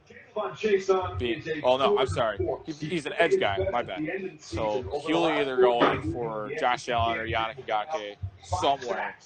And my question is, do they transition either Josh Allen or Yannick Ngakoue into a defensive tackle role? Because both Allen and Ngakoue had pretty decent seasons, to say the least. I'm going to take a look at Allen real quick. Allen was a Pro Bowl. Josh Allen was a Pro Bowler, played all 16 games, 44 tackles, 33 solo tackles, 13 assist tackles, 10 sacks, 2 forced fumbles. He had a 2 stuff yards. That's a really good season there for Josh Allen. He was, if I'm right, he's a Pro. If I'm right, Pro Bowler this year. Yes, he was a Pro Bowler. And then, excuse me. And then you have Yannick Ngakoue slotted at the right defensive end. I mean, he had 36 solo tackles, 8 sacks, 4 forced fumbles. He had an interception. This is going to be tough, though, for Jacksonville slotting in Clivon Chason into that mix. And Ngakoue only missed 1 game last year. 15 games played. He had 41 tackles, 8 sacks. Like aforementioned, 8 sacks, 4 forced fumbles. He had 1 fumble recovery, interception. He had 20, and that interception went for 23 yards. He had 6 defended passes, and then 8 stuffs for 29 yards. Okay. This is going to be tough, though, for Jacksonville to try and figure this out. Do you put either Chaisson in on the interior, or do you transition either Ngakoue or Allen into the interior? Because they have 3 really good guys now as edge rushers that they have to figure out in Jacksonville. So they're in a good situation there, to put it lightly. So, I mean, the more the merrier. Yeah, and the Eagles pick is in, by the way, but I want to try and continue to make these comparisons for the Jaguars, because after looking at this is going to be an interesting competition there, if they indeed decide to go with that competition. And then even like Avery Jones for one of the defensive tackles, 15 tackles, 2 sacks this year for the Jags. What else am I looking at? He had 2 stuffs. I mean, this is a really good line, though, for Jacksonville. Yeah, for sure. I mean, he has a great he brings a lot of diversity to that defense. They're going to have a lot to work with. But also for the Vikings, let's understand, Kirk Cousins is not necessarily going to be the guy for them. Yeah, his contract, if you look at the contract, it clearly says, oh, he's probably going to be their guy next year. Not the case. Man's not terribly reliable. No. So do you go to Jordan Love in that case? That's the question. Yeah. Do you not? I don't know. I don't know. That's a good question. I don't know. But, yeah, Eagles pick is in. Looks like they're going to transition over there in a minute. We're staying for Patriots. Yeah, we have to stay for Patriots, but after that, we're done. We can't. Our voices can't take anymore, and it's 10 o'clock. This is the. Wow. Yeah, this is officially the longest show we've ever done. I don't. This is.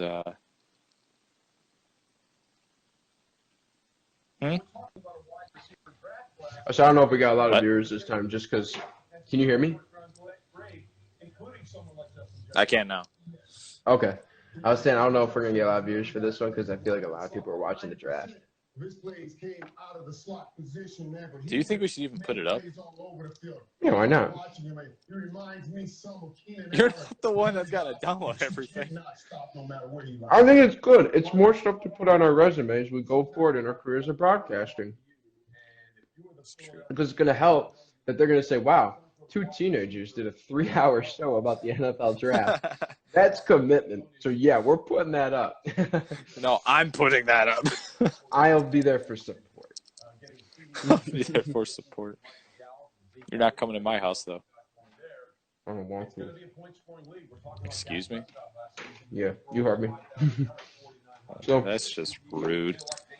The Eagles pick is in. Roger Goodell's on, so we're just waiting. Wait, okay. Here we go. It is Jalen Reagor, wide receiver out of TCU. More weapons for Carson Wentz. Ooh. So Justin Jefferson continues to fall. Okay. That's a bit of a surprise, to say the least. I do not see Jalen Reagor on here on my mock drafts, but that's going to be interesting though for Philly. Also, let's just touch on that. Xavier McKinney's still dropping. I'm trying to find out guys. Trayvon Diggs. Trayvon Diggs, Justin Jefferson. Even Jonathan Cleveland. Taylor. Who else? All the top guys have obviously already gone. I was trying to see if any had continued. Patrick Queen's still not taken. J.K. Dobbins, Kenneth Murray, Cesar Ruiz. Okay, so let's take a look at this Eagles receiving core that they got right now. Alshon Jeffrey, not sure if they're coming back. Deshaun Jackson, Greg Ward, and then you got Miles Sanders as your running back.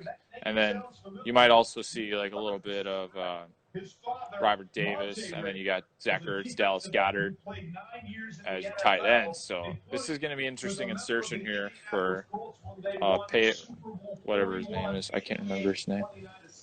Let me look. Jeez, Reagor. There we go. Probably if Alshon Jeffrey doesn't come back, he'll definitely be inserted for Jeffrey. But if he decides to stay, I think it's going to be an interesting competition with Greg Ward to try and get that third receiving job. So I'm going to take a look at Ward right now. And then you can – so he only played 7 games. It's for 28 receptions out of 48 targets, 254 yards, 1 touchdown. His longest reception, 38 yards. 18 first downs, and his average yards per reception, 9.1. Yep, that's good. That's basically a first down every time. Yeah. So, yeah, that's good for them. That's good. When you're averaging that much for a catch, you're setting yourself up for success. Yeah. So I'm going to look at I know you obviously know what you're getting with Alshon Jeffrey. Yeah. I'm going to take a look at Deshaun Jackson real quick. Deshaun Jackson, the man is the definition. One of your quicker receivers. He is kind of tall, so he can go up and get your. Yeah, he your only catches played. if He only played 3 games last year. Injury. Yeah, with his injury, 9 receptions out of 10 targets, 159 yards. Yeah, he though averaged 17.7 yards on his receptions. I mean, throughout his career though, 17.4 yards on his reception. But this is going to be a really, really interesting group for the Eagles next year in terms of their receiving group. But it's all It's all about though Carson Wentz being able to hit him. And the Vikings pick is now in, but ESPN is on a commercial break, so we will wait for that. But I'm interested. Patriots are on the clock. Yeah, I just want to see where Jordan Love falls in this. If Jordan Love gets drafted by the Patriots, that's their guy. Yeah. But the thing is, they keep mentioning that position, a quarterback is not a worry to them. So that's where you. I don't see that though. I do see it as a concern. Oh, if they don't draft him? I do see it as a concern if they don't draft Jordan Love. Yeah. I mean, Brian Hoyer's not a bad backup, but he's not the ideal backup. Right. And Dorsett is an ideal backup, but he's not an ideal starter. Stidham. What did I say? Dorsett? You've been calling him Dorsett for the last week. Dorsett. See, the problem is we do these shows late at night, and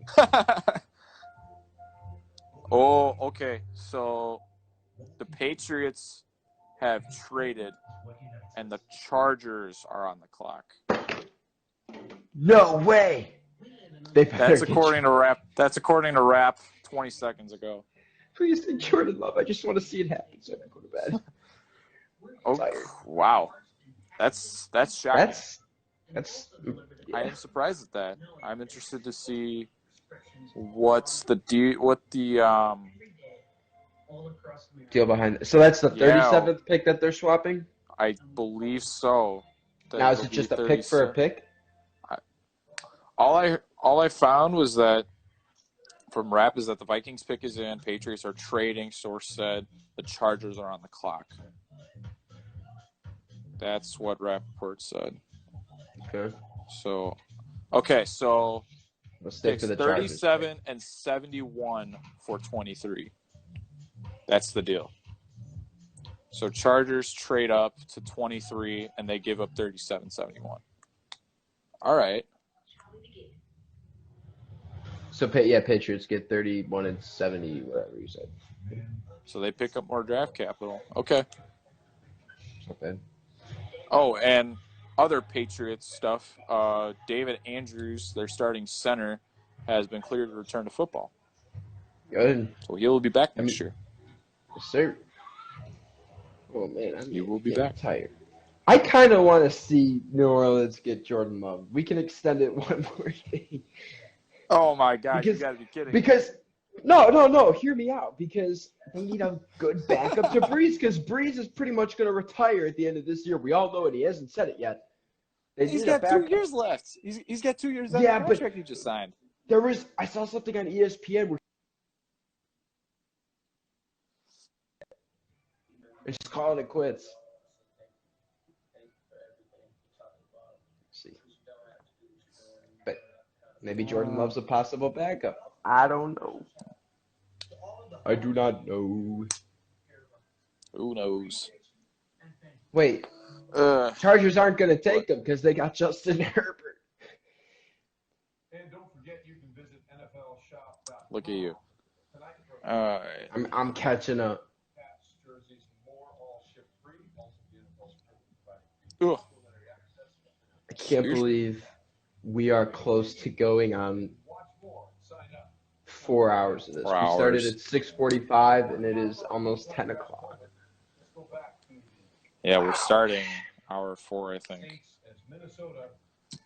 Yeah, we're nearing that or starting it. Yeah, I had to break out the wires. These babies are still holding up. Well, Oh, never mind. I had to use mine earlier today. I just got 10% Did it just die? more. It's this close. I don't know where my wires Mine are. usually So lasts most of the day. we got a problem. I don't know where the wires are. I say we call it after Patriots, man. Well, you want to wait to see if Jordan Love gets drafted by the Saints. Wait, is he going to? Wait. Okay, fine. No, I'm sorry. You wanted to see if Jordan Love goes to the I'm Saints. officially. Wait, hold on. The Vikings are drafting, right? Yes, they are. Oh my gosh, it's getting crazy. You sure you're okay? I'm never doing this for 4 hours ever again. No, sir. Like broadcasting a sports game is one thing. For like doing a baseball game for 3.5 hours, that's one thing. But doing this for 3.5 hours, side to it. Justin Jefferson, that's who they're going with. Justin Jefferson. Yeah. You can hear me? Dan. Yep. Oh, you can hear me. Okay. Well, yeah, I can hear you. It Good. lagged for like 2 seconds, but okay. All right. So Justin Jefferson to the Yep. Vikings. Another weapon for Kirk Okay, Cousins so let's to take a work look with. at this for. Yeah, that's going to be interesting. It's With a good Adam Thielen. replacement for Stephon. I was more thinking about like Stephon Diggs was a good decent replacement there. But he'll work this- well with it's a Thielen. good- He'll work well with Thielen. Yes, he will. So let's take a look at their depth charts right now. Thielen, obviously, quarterback number 1. You're going to insert Jefferson in there with Tajai Sharp beside Johnson. He'll be in there, and then you got Chad Beebe to factor in there too. And then Dalvin Cook, also your dual running back there, who's going to get some snaps as a receiver. And then obviously Kyle Rudolph, your tight end. But this is, like I was saying just a couple minutes ago about the Eagles, this is going to be a really good receiving group. And it's really going to be about Cousins being able to consistently hit the guys to be able to explode after catching the ball and being able to move. Mm-hmm. Okay, so are you going to call it after Chargers? Because their pick is now in. Or are you waiting to see where Jordan Love goes? No, man, I think we got to call it after Chargers. I can't do it. It's really getting to me right now. You got that right. I can't do it. Things get real crazy after 8:30. Xavier McKinney's. I was thinking Xavier McKinney for the Chargers. Either him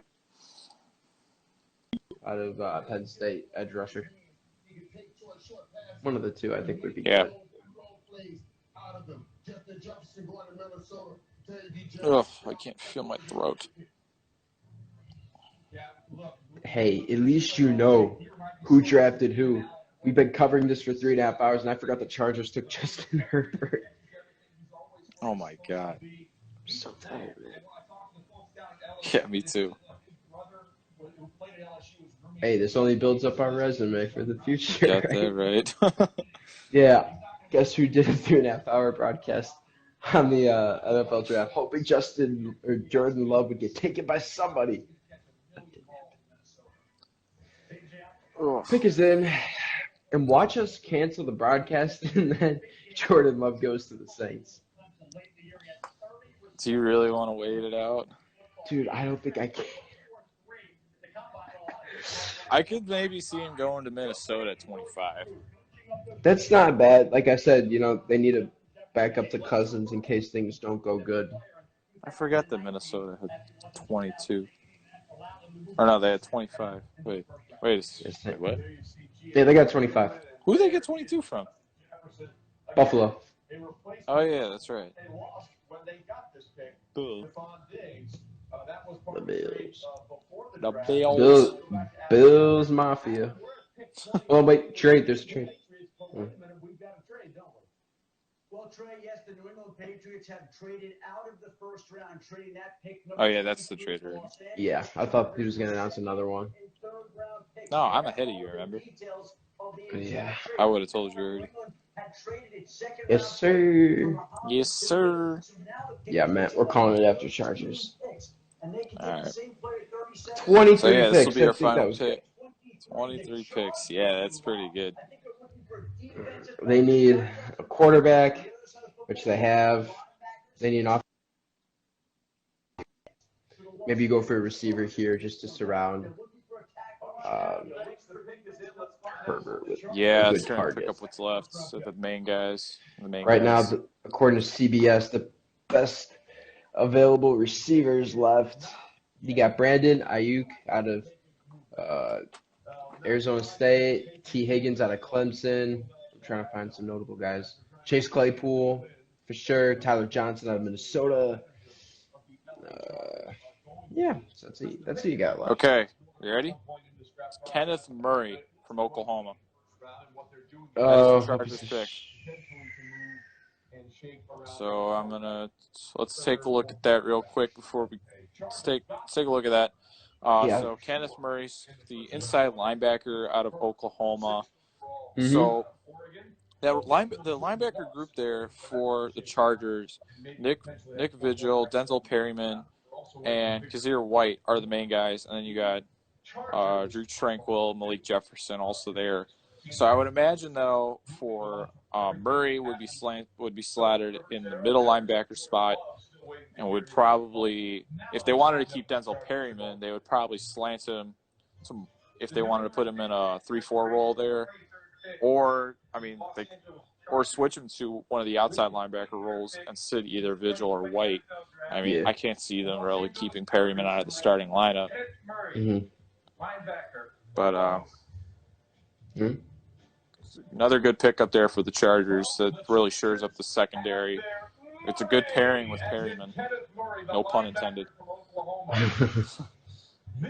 Awesome, man. Well, all right, so we're gonna call it because we can't. So I can't talk. function.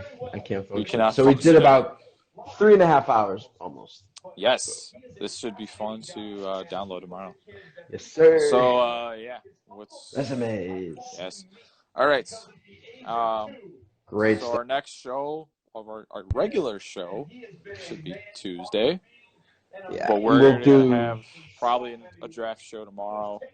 just for the Bears, solely for the purpose of the Bears. Yes, on Friday, April 24th.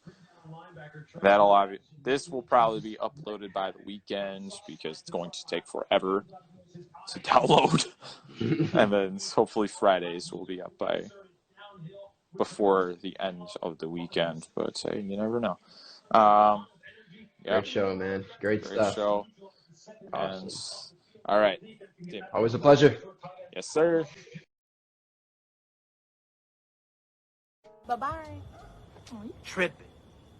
I'm out of here anyway. Peace out.